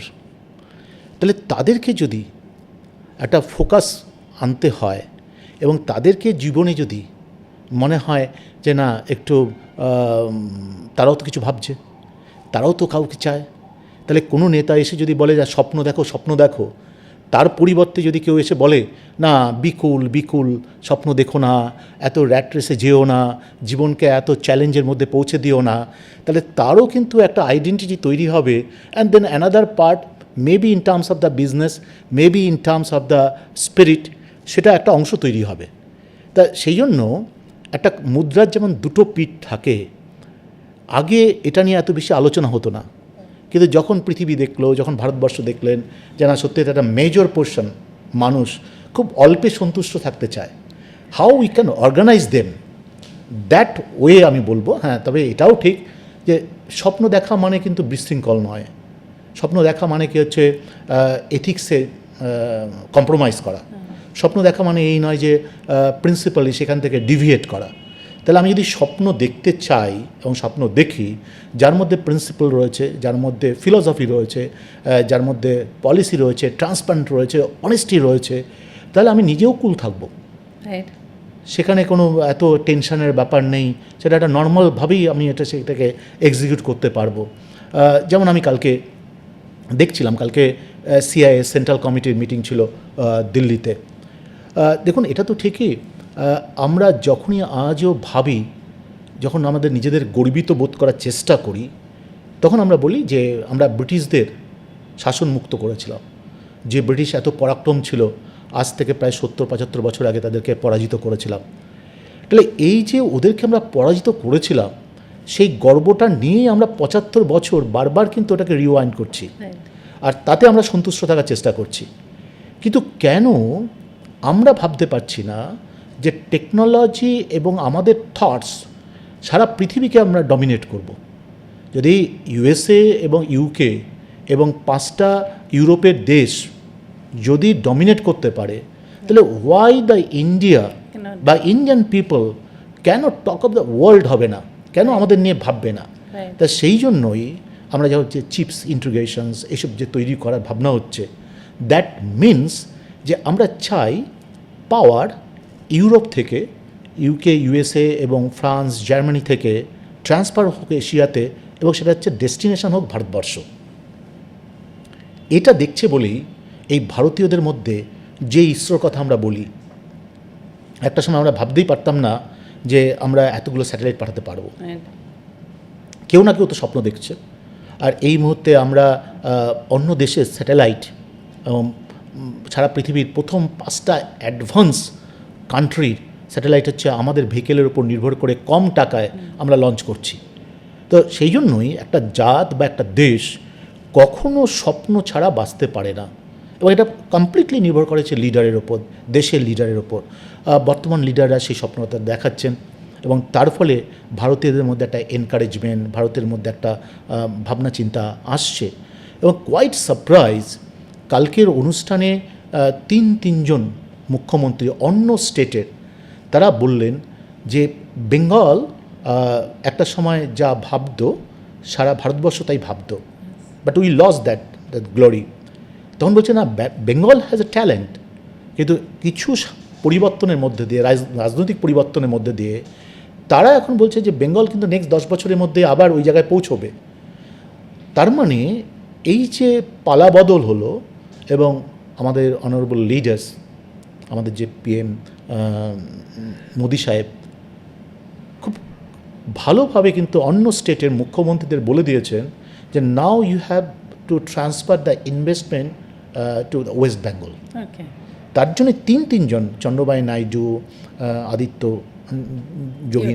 যোগী, অ্যান্ড দেন বম্বের মুখ্যমন্ত্রী, মহারাষ্ট্রের মুখ্যমন্ত্রী, তিনজনই বললেন যে now the time, I will request যে যারা এই রাজ্যে আছেন পশ্চিমবঙ্গে, কারণ আমরা পশ্চিমবঙ্গ থেকে অনেকে গেছিলাম, তারা একটা রোড ম্যাপ তৈরি করুন যেখানে ওয়েস্ট বেঙ্গলে আরও বেশি ইনভেস্ট করবেন, এবং আমাদের রাজ্যে যারা আছেন মহারাষ্ট্রে এবং হচ্ছে অন্ধ্রপ্রদেশে অ্যান্ড দেন এমপি, তারাও প্ল্যানিং করুন যে কীভাবে পশ্চিমবঙ্গে আরও ইনভেস্টমেন্ট নেওয়া যায়। তাহলে আমরা যদি এখানে থেমে থাকি, আমরা যদি ভাবি যে আজকের ইকোনমিক গ্রোথের সাথে আমরা কিছুদিন আগেও 11 নম্বরে ছিলাম, আমরা তারপরে 8 নম্বরে এসেছি, তারপরে 7 নম্বরে এসেছি, আমরা এখন যে দণ্ড প্রতাপ ব্রিটিশরা আমাদের শাসন করতো তাদের থেকে ইকোনমিতে আমরা এগিয়ে গিয়েছি, নেক্সট আমরা 3rd বা 4th পজিশনে আছি, এখন কীভাবে আমরা 3rd-এ আসবো অ্যান্ড দেন 2nd-এ আসবো, 50 বছর পরে ভারতবর্ষে যাতে 1 নম্বর জায়গায় যেতে পারে। তাহলে এটা যদি এখনই যদি ড্রিমিং করে আজকের জেনারেশন যারা 6-7 বছরের বয়সে আছে তাদের মধ্যে যদি ঢুকিয়ে দেওয়া যায়, তাহলে কিন্তু সে সাকসেসফুল হবে কিন্তু। তাই আমি বলবো যে ড্রিমিং এবং স্বপ্ন কোনো জায়গায় থমকে যাওয়া উচিত নয়। স্বপ্ন দেখা দরকার, সেটা দেশকে ঘিরে হতে পারে, সেটা রাজ্যকে ঘিরে হতে পারে, সেটা সোসাইটিকে ঘিরে হতে পারে, সমাজ জীবনকে ঘিরে হতে পারে, সেটা গ্রামকে ঘিরে হতে পারে, শহরকে ঘিরে হতে পারে, সেটা নিজের পাড়াকে ঘিরে হতে পারে, তারপরে নিজের বাড়িকে ঘিরে হতে পারে, রাইট? এটা রিভার্স হওয়া দরকার আর কি। আমাদের উল্টো হয়, আমরা নিজেদের সংসার থেকে আমরা স্বপ্ন দেখতে আরম্ভ করি, তার ফলে তার পরিধি কখনো বাড়ে না। কিন্তু আমরা যদি এই পরিধির স্বপ্নের যদি বৃহত্তর জায়গায় যেতে চাই, তাহলে আমাদের ঠিক আমি যেভাবে বললাম সেই রকমভাবে আসলে পরে আর সবাই এনকারেজডও হবে এবং হাই প্রেশারও হবে না, সুগারও হবে না চিন্তায়, একটা বৃহত্তর স্বপ্নের দিকে তারা দৌড়তে পারবে। Right. I think it's beautifully explained. Jyoti, dreaming can become a part of the spirituality. Passion to chase that dream can be spirituality. The need to achieve that dream can be spirituality. তবে আমাদেরকে dream অচিভমেন্ট আর স্পিরিচুয়ালিটির মধ্যে ডিফারেন্সটা খুঁজতে লাগবে না। So spirituality give satisfaction and the dreaming and achievement will give that satisfaction. And আমি just এখানে একটা পয়েন্ট বলতে চাই যে স্পিরিচুয়াল যে ব্যাপারটা রয়েছে অ্যান্ড দ্য ড্রিম যে ব্যাপার রয়েছে, অ্যাকচুয়ালি আমরা এত কেন টেনশানে ভুগছি? আমরা টেনশানে ভুগছি হচ্ছে আমরা আমাদের জীবনে এত অর্থ সঞ্চয় করতে চাই একটা জীবনে, আমাদের ধারণা হচ্ছে নেক্সট 5টা জেনারেশনও ওই সঞ্চয়ের ওপর নির্ভর করেই থাকবে। মানুষের জীবনে একটা লিমিটেশন আছে, কতটুক লাগে, কত অর্থ লাগে, কত বৈভব লাগে। এটা যদি আমরা ভাবতে পারি স্পিরিচুয়ালি, বরঞ্চ যদি ওই ক্যালকুলেশনটা আমরা করতে পারি, তাহলে যে কথা আমরা বলি যে ভারতীয়দের নৈতিকতার অভাব রয়েছে, সেই জন্য আমরা হিউম্যান ইন্ডেক্সে অনেকটা পিছিয়ে রয়েছি। তাহলে ওই নৈতিক যে দায়িত্ববোধ, যেখানে আমরা প্রায় জাপানের কথা বলি, আমরা অনেক দেশের কথা বলি, সুইজারল্যান্ডের কথা বলি, রাইট? তা সুইজারল্যান্ডে যারা আছে তারা কি ইনোভেশন, তারা স্বপ্ন দেখে না? অত সবচেয়ে বেশি হাইয়েস্ট হ্যাপিনেস ইন্ডেক্স তাদেরকে। তা এটা যদি আমরা ভাবি যে না, নেশনের নীতি তৈরি করা দরকার, প্রিন্সিপাল তৈরি করা দরকার এবং স্ট্রং হওয়া দরকার, এবং কোনো ফাঁকি দেব না। সে ফাঁকি কী হচ্ছে, কাজে দেব না। সে ফাঁকি কী হচ্ছে, কমিটমেন্টে দেব না। সে ফাঁকি হচ্ছে নিজের পরিবারের মানুষের প্রতি এবং সমাজের প্রতি দেব না। তাহলেই কিন্তু এই স্পিরিচুয়াল শুধু এক্সারসাইজ করলে পরে সুস্থ থাকা যাবে। আর আমি যদি স্বপ্ন দেখি তাহলে আমি সুস্থ থাকতে পারবো না, এটা নয় কিন্তু। Thank you so much, that was wonderfully explained. তো একটি প্রতিষ্ঠান গড়ার দীর্ঘ সময় আপনার কোনো ঘটনা আজও মনে আছে যে প্রতিষ্ঠানগুলি করার ক্ষেত্রে হয়তো কখনো প্রতিবন্ধকতা এসেছে, কিন্তু সাফল্য আবার সেই প্রতিবন্ধকতার পর অতিক্রম করতেও পেরেছেন? হ্যাঁ, দেখুন, এই ব্যাপারে তো কোনো সংশয় নেই যে দীর্ঘ 40 বছর যখন পথ অতিক্রম করার চেষ্টা করেছি, স্বপ্নের সাথে আর্থিক একটা সামর্থ্যের একটা সম্পর্ক রয়েছে। আপনি স্বপ্ন দেখছেন অথচ আর্থিক সামর্থ্য নেই, সেই স্বপ্নকে বাস্তবিত করা কিন্তু অনেক কঠিন। আমি অনেক জায়গায় বলেছি, এখনও আমার মনে আছে, যখন আমি বাড়িতে প্রতিষ্ঠান প্রথম শুরু করি, আমার পড়ার ঘর থেকে যখন আমার মনে হলো যে আমার বাড়ির একতলায় 2টো ক্লাসরুম করতে হবে, চারদিকে দেওয়াল দেওয়ার পর তখন আর উপরে কিছু কিনে এনে দেওয়ার মতো ক্ষমতা ছিল না। আমার মা তার একমাত্র গলার হারটি তুলে দিয়েছিলেন। আমি সেটা দোকানে বন্ধক রেখে বেশ কিছু অর্থ নিয়ে এসেছিলাম, তা দিয়ে আমাদের প্রথম ক্লাসরুম তৈরি হয়। এবং আজও বেলঘড়িয়া গেলে দেখা যায় সেই দোকানটি এখনও আছে। সেই ভদ্রলোক নাই, তার নেক্সট জেনারেশন কিছু দোকানটি চালায়। তা ওই দিনও যেমন দেখেছি, আবার যখন কোভিডের আগে যখন আমি ইউনিভার্সিটি তৈরি করার জন্য, কারণ আমি সবসময় বিশ্বাস করি ইউনিভার্সিটি বা ইনস্টিটিউট তৈরি করতে গেলে পরে ইনফ্রাস্ট্রাকচার এবং অন্যান্য কিছু ভীষণ ডেভেলপ করা দরকার, এবং সেই জায়গায় দাঁড়িয়ে প্রচুর ইনভেস্টমেন্ট দরকার ছিল ইউনিভার্সিটি তৈরি করার জন্য। এবং প্রথম 5 বছর প্রচুর ওপেক্স লাগে, যা ছাত্ররা ভর্তির ওপর নির্ভর করলে পরে হবে না।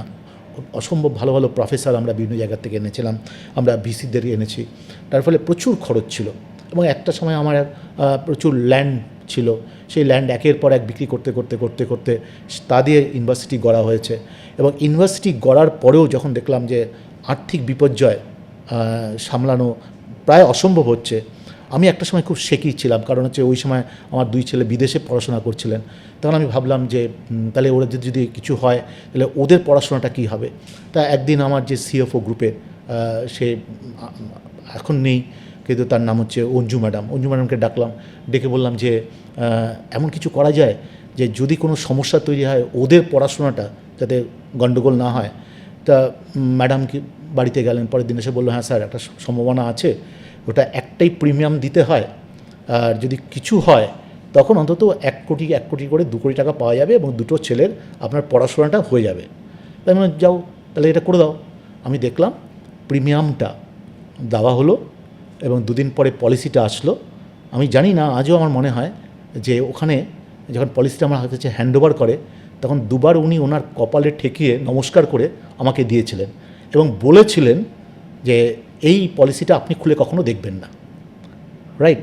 তার মানে আমার বুঝতে কোনো অসুবিধা হয় না যে ওই 1 কোটি টাকা প্রিমিয়ামের মধ্যে অন্যতম একটা শর্ত ছিল যে ওনার্সের যদি কোনো শারীরিক ক্ষতি হয় বা কি হচ্ছে তার কোনো যদি একটা অ্যাক্সিডেন্ট ঘটে বা ডেথ হয় তাহলেই ওই প্রিমিয়ামটা পাওয়া যাবে। রাইট? তা সেই দিনও গেছে, সেইখান থেকে ওকে হচ্ছে রিকভার করা গেছে এবং সেটাকে নিজেকে ঠিক রাখতে হয়েছে। আমার মনে হয় সব কিছু কিন্তু আমি কিছু করিনি, কেউ না কেউ অদৃষ্ট থেকে করিয়েছেন এবং অদৃশ্য জায়গার থেকে হয়তো চেয়েছেন যে আরও ভালো কাজ হোক, আরও ভালোভাবে আমরা এগোই। তো এগোনো হচ্ছে। So as I said earlier, charity to blessings or blessings to charity. Sir আজও জেলায় জেলায় আপনি ক্লাস নেন, আজও অধীর আগ্রহে ছাত্রছাত্রীরা আপনার ক্লাস করে। কি এমন রহস্য যে আজও ওরা দুর্নিবার আকর্ষণে আপনার ক্লাস করতে আসে? দেখুন, এটা আকর্ষণ তো রয়েছেই, কারণ একজন টিচার্স হিসাবে আমি বলে নয়, তখনই সাকসেসফুল হয় যখন একসাথে প্রায় 100 জন বা 200 জন ছাত্রছাত্রী বসে। এদের ইন্টেলিজেন্সের বিভিন্ন লেভেল থাকে, বোঝার মধ্যে কিছুটা গ্যাপ থাকে, আবার পড়ার মধ্যে শোনার মধ্যে গ্যাপ থাকে, কারণ সারা পৃথিবীতে প্রতিটি মানুষের মধ্যে প্রতিটা একটু ডিফারেন্স রয়েছে। তখনই একজন টিচার সাকসেসফুল হতে পারে যদি ক্লাসে ঢোকার সাথে সাথে সে বুঝতে পারে যে আমি যে লেভেলের পড়াশোনাটা করাবো সেটা কারা কারা কানেক্ট করতে পারবে, এবং এই কানেক্ট করার সময় আমি কখনো উচ্চ স্কেলে পড়াবো, মধ্য স্কেলে পড়াবো, না আরেকটু নিচে নেমে গিয়ে পড়াবো। আমি সবসময় বুঝি যে কঠিন জিনিস কতটা সিম্পলভাবে ছেলেমেয়েদের মধ্যে ঢোকানো যায়, ছেলেমেয়েরা বুঝতে পারে। আজকেও যখন দেখবেন আপনি শহরে যদি কারোর সাথে কথা বলেন, তাহলে আপনার কথাবার্তার যে স্টাইল, সেই স্টাইলটা যদি আবার গ্রামে গিয়ে কারোর সাথে আপনি কথা বলতে চান, কখনোই মাইন্ড কানেক্ট করতে পারবেন না। রাইট?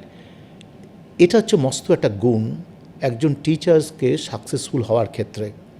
তাই আমি কখনো কলকাতায় ক্লাস নিতে পারি, যে ক্লাসে সেন্ট জেভিয়ার্স, লা মার্টিনিয়ার অ্যান্ড দেন প্রেসিডেন্সি অথবা বেথুন কলেজের ছাত্রছাত্রীরা থাকবে।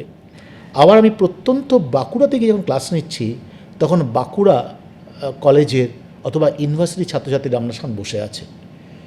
এবং আমি সবসময় লক্ষ্য রাখি অ্যাজ এ পারফর্মার, ধরুন যে গায়ক বা যে গায়িকা একবার তার অনুষ্ঠান কেউ শুনেছে বা গানগুলো শুনেছে, সেই গানগুলো কিন্তু সে জীবনে আর কখনো, প্রথম যদি কেউ মান্না দেকে দেখে বা গান শোনে, প্রথম যদি লতা মঙ্গেশকরের গান শোনে, আশা ভোসলের গান শোনে, আরতির যদি গান শোনে, অথবা কে হচ্ছে হেমন্ত যদি গান শোনে, তাহলে সেটা কিন্তু দীর্ঘ 40 বছর তার হৃদয়ে সেটাকে ভীষণভাবে প্রিজার্ভ করে রাখে। তাহলে এই যে অল্প সময়ের মধ্যে হৃদয়ে জায়গা করে নেওয়া, আমার চ্যালেঞ্জ কোথায়? আমার চ্যালেঞ্জ হচ্ছে আমি প্রথম ক্লাসটা যখন নিলাম, তারপরে আমি আবার 2 মাস পরে ক্লাস নিতে আসবো। এক্স্যাক্টলি 60 দিনে যা পড়ানো হয়েছে, যা পদ্ধতি হয়েছে, সব ভুলে যাওয়া উচিত এবং নেক্সট ক্লাসটায় ওদের আসা উচিতই না। কিন্তু ওই যে প্রথম যে ক্লাসটা নিলাম, সেখানে যে উৎসাহ, উদ্দীপনা, সম্ভাবনা অ্যান্ড দেন স্কিল, সেটা এমনভাবে ওদের ভেতরে ঢুকে গেল, ওদের খিদে বাড়ল। ওরা অপেক্ষা করলো 30 দিন, 40 দিন, 50 দিন, 60 দিন পরে যখন আমি গেলাম, তখন আবার ততোধিক খিদে নিয়ে তারা আমার ক্লাসে অ্যাটেন্ড করলো। তাই এটাই হচ্ছে আমার লক্ষ্য সবসময়, যে এমনভাবে ক্লাস নাও 2 ঘন্টা 3 ঘন্টা, যা প্রতিটা ছেলে মেয়ে নেক্সট অন্তত 6 মাস কেন, আজকে আমি যখন কোনো জায়গায় যাই, ছাত্রছাত্রীরা যারা আজকে চাকরি করছে তারা প্রতিষ্ঠিত, তাদের বয়সও 50 পেরিয়ে গেছে, কিছুদিনের মধ্যে রিটায়ার করবে, তারাও কিন্তু আজও বলে যে স্যার আপনার অঙ্ক ক্লাসটা না কিন্তু এখনও মনে আছে। আমি আমার ছেলেমেয়েদের বলি, মানে ওরা ওদের ছেলেমেয়েদের বলে যে তোরা অঙ্ক বুঝিস না কেন রে, তোদের টিচাররা কী পড়ায় যাতে তোদের অঙ্কটা এত কঠিন মনে হয়। কিন্তু আমরা সমিত স্যারের কাছে পড়েছি, সমিত স্যার এমনভাবে পড়াতেন যে অঙ্কটা এত সুন্দরভাবে দেখাতেন। তা মাঝে মাঝে এখনও ওরা দেখি ওদের ছেলেমেয়েরা হয়তো 11-12 পড়ছে, ওরা হয়তো অঙ্কটা ভালো বুঝতে পারছে না। কোনো ছাত্র ফোন করে বলে স্যার আপনি যেমন আমাদের অঙ্ক করিয়েছেন আমার ছেলেমেয়েকে একটু অঙ্ক করাবেন। আমি বলি দেখো এখন তো সময় নেই আর সেইভাবে পারাও যায় না।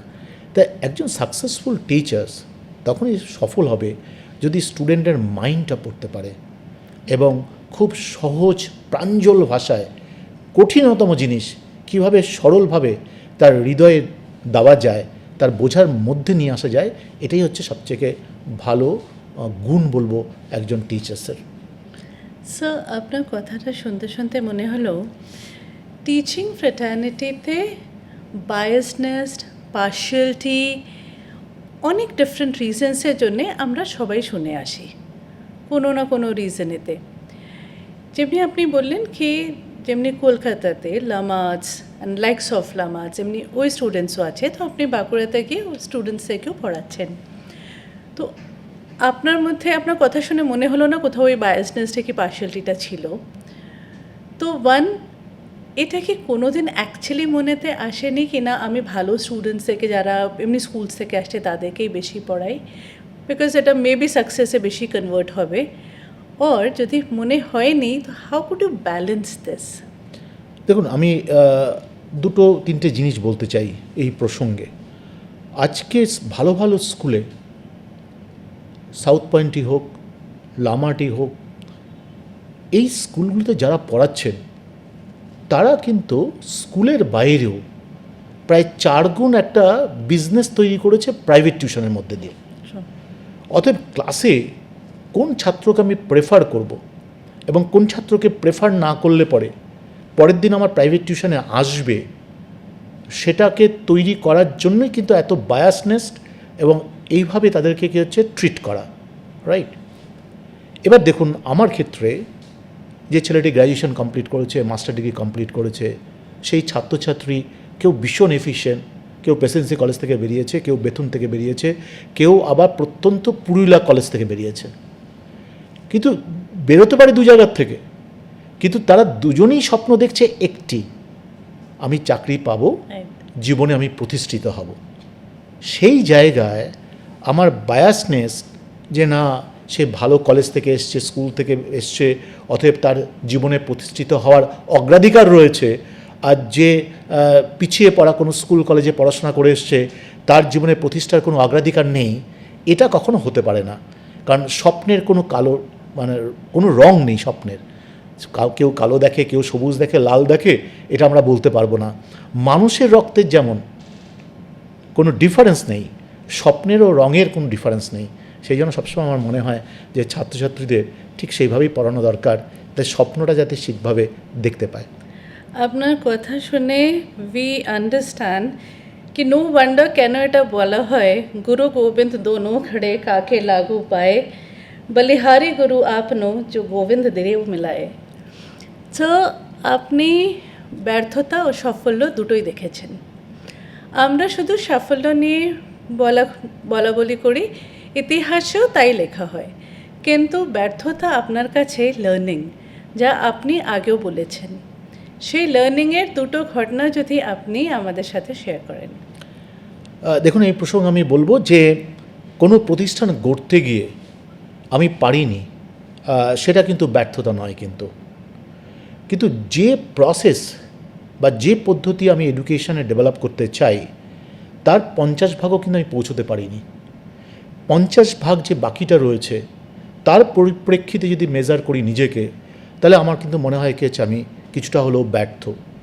কারণ আমরা বারবার দেখি আজও স্কুল এডুকেশানে ক্লাস 5 পর্যন্ত প্রতিটি ছেলে মেয়ে অঙ্কে খুব ভালো, আবার ঠিক 8-এর পরে যারা অঙ্কে ভালো ছিল তাদের বেশ কয়েকটা ছাত্রছাত্রী অঙ্কে হঠাৎ করে দুর্বল হয়ে গেল। ক্লাস 10-এ গিয়ে ঘোষণা করে দেওয়া হলো তোমার কোনো অধিকারই নেই অঙ্ক নিয়ে পড়াশোনা করার।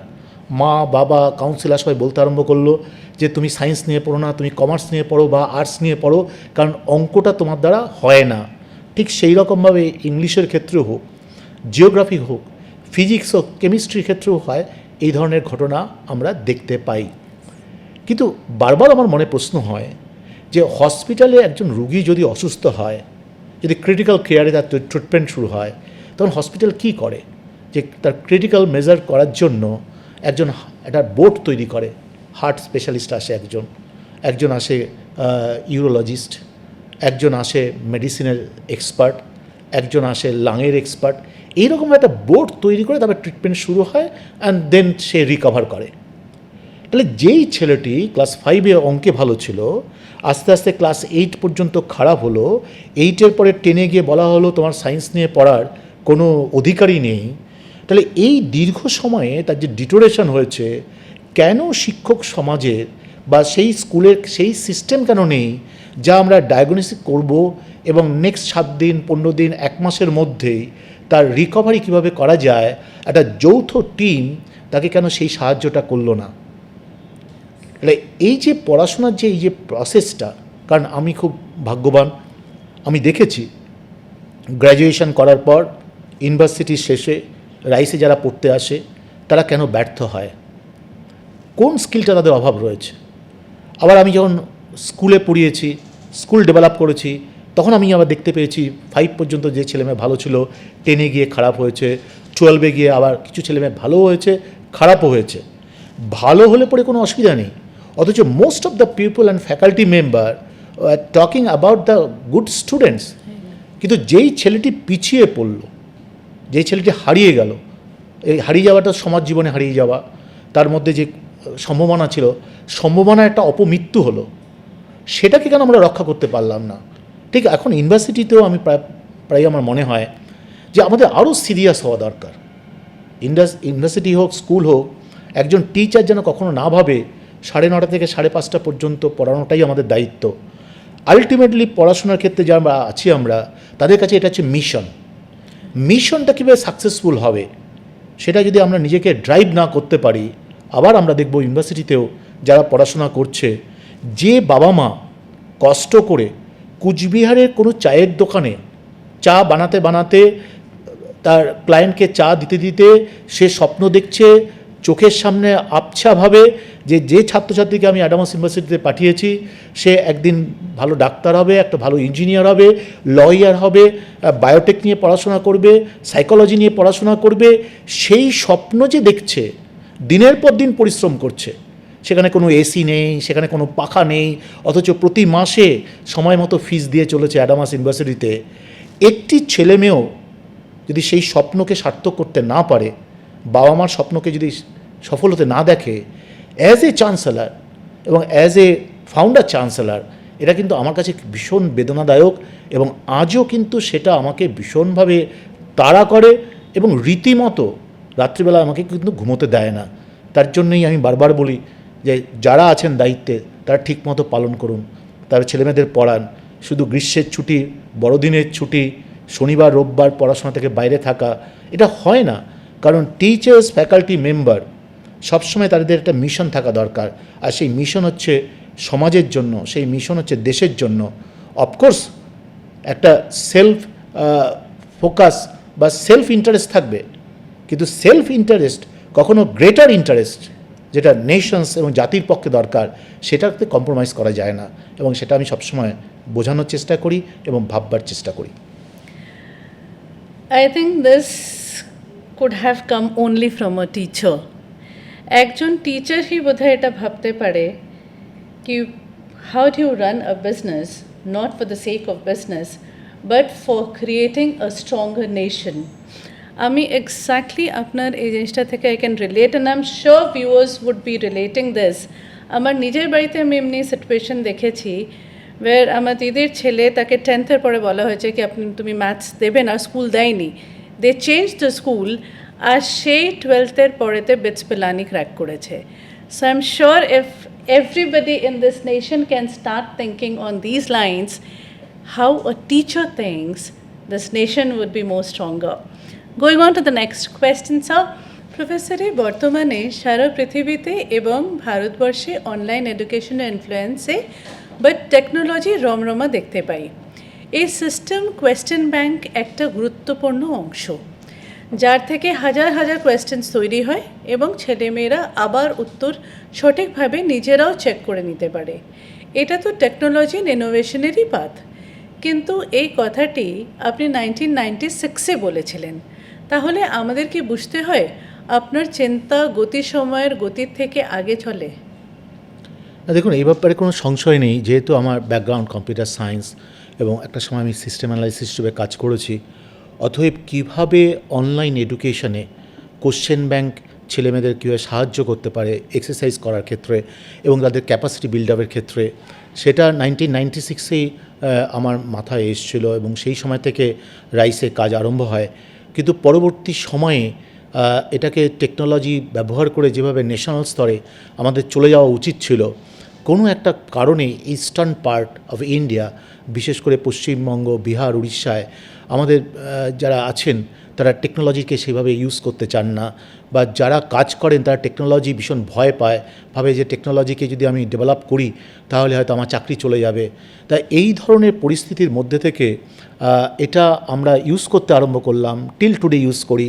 কিন্তু এটাই যে ভারতবর্ষে প্রথম একটা ইতিহাস তৈরি করতে পারতো, সেই যে অরিজিনটা ফ্রম পশ্চিমবঙ্গ, এটা আর হলো না। কিন্তু সেটা অবশ্যই একটা আনফর্চুনেট ব্যাপার।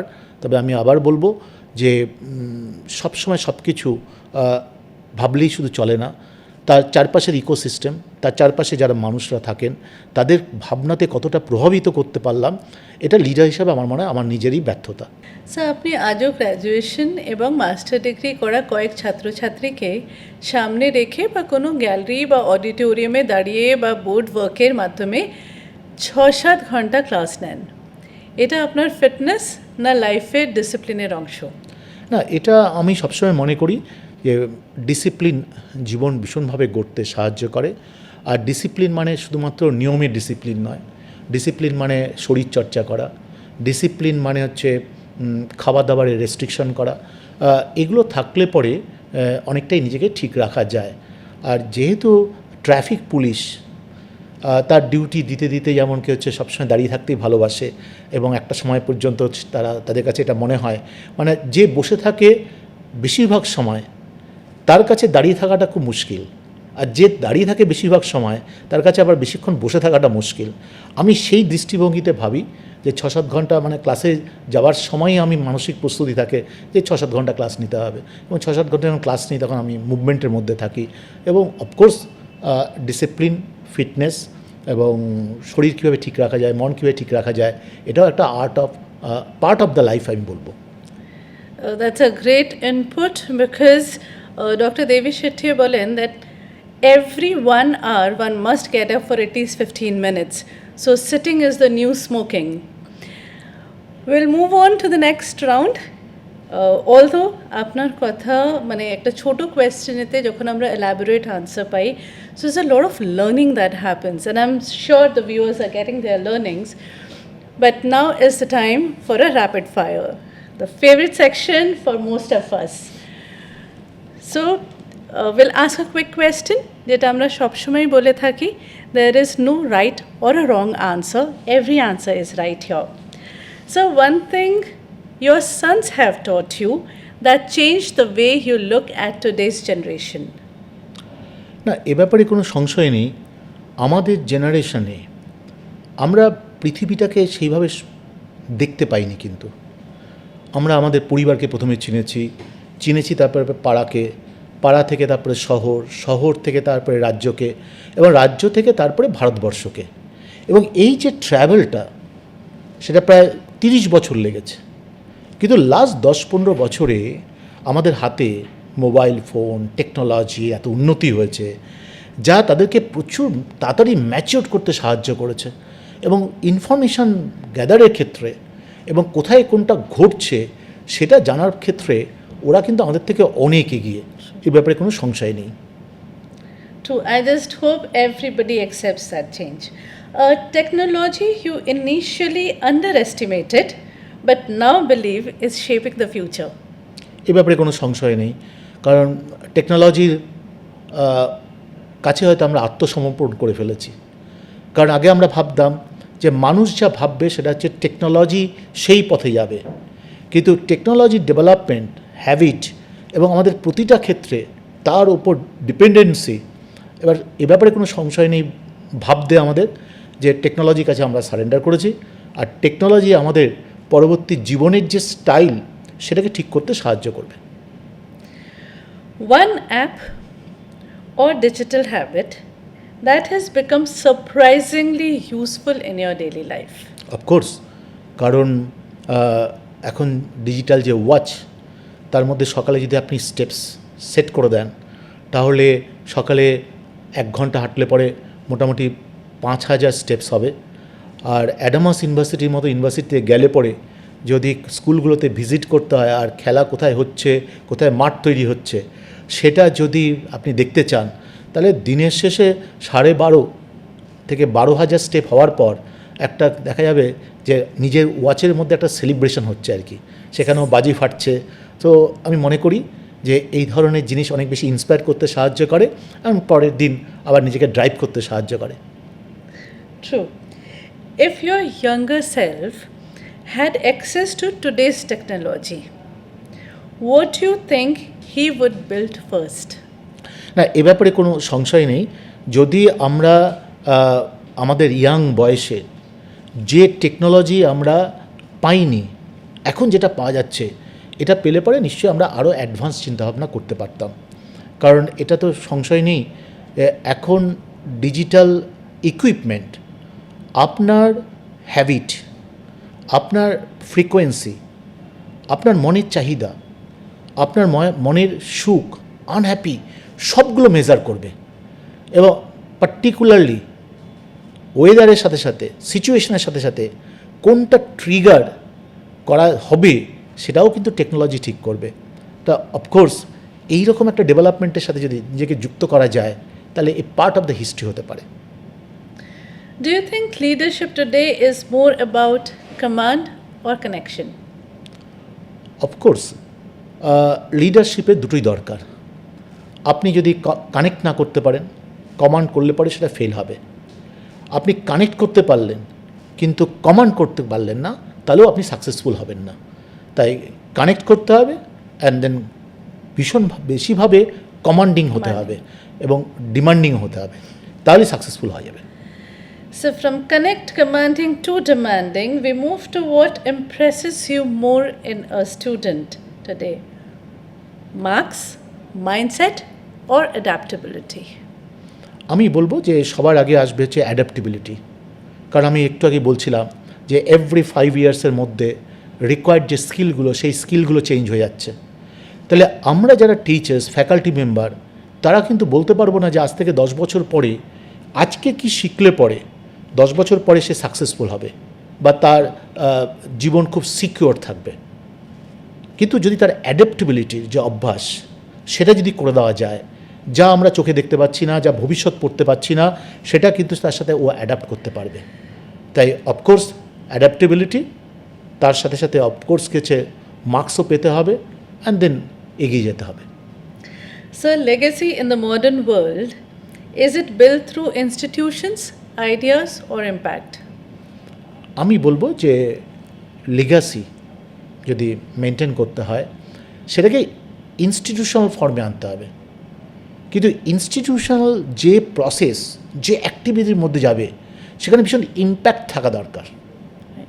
যদি ইম্প্যাক্টকে অফ করে, আউটপুটকে অফ করে, রেজাল্টকে আমরা অ্যাভয়েড করে যদি কোনো ইনস্টিটিউট চালানোর চেষ্টা করি, তাহলে কিন্তু সেই ইনস্টিটিউট বেশি দিন সারভাইভ করবে না। আর ইনস্টিটিউট যদি সারভাইভ না করে, তার লেগাসিকে হচ্ছে মেনটেন হবে না। If you had to describe the future in one word, what would that be?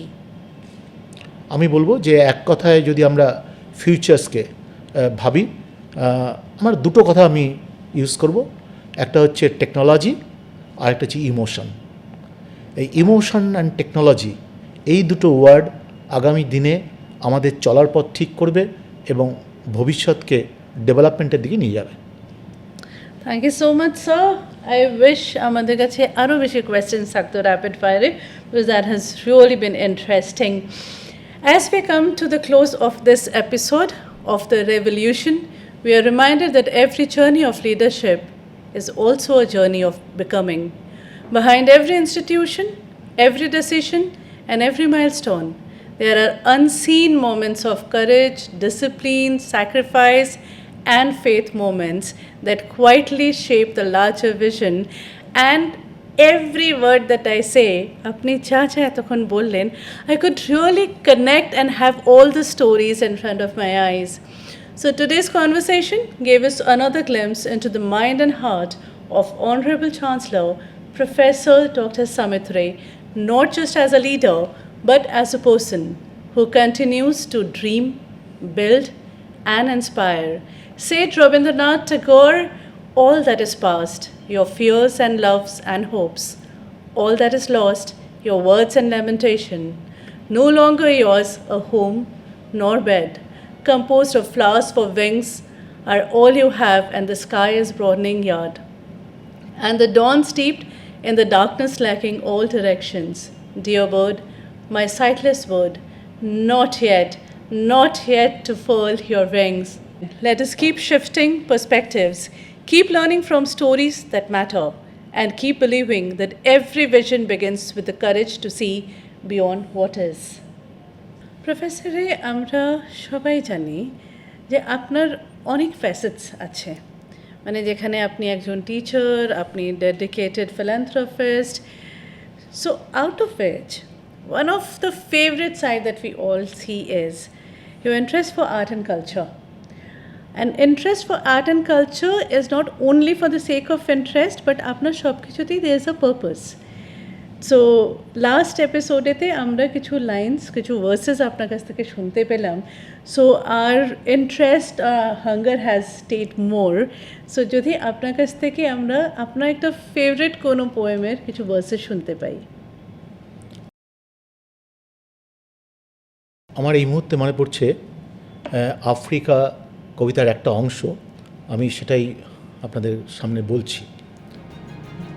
আজ যখন পশ্চিম দিগন্তে প্রদোষকাল ঝঞ্ঝা বাতাসে রুদ্ধশ্বাস, যখন গুপ্ত গহ্বর থেকে পশুরা বেরিয়ে এলো, অশুভ ধ্বনিতে ঘোষণা করলো দিনের অন্তিম কাল, এসো যুগান্তের কবি, আসন্ন সন্ধ্যা শেষ রশ্মিপাতে দাঁড়াও ওই মানহারা মানবীর দ্বারে, বলো ক্ষমা করো হিংস্র প্রলাপের মধ্যে, সেই হোক তোমার সভ্যতার শেষ পূর্ণবাণ। On that note, we conclude the episode 2 of The Revolution under the perspective shift. Thank you for joining us, ladies and gentlemen, and dear children. We desperately, anxiously, eagerly wait for the next episode with Professor Samit Ray, Chairman Chancellor, Rice Adams Group, and thank you so much for coming. নমস্কার।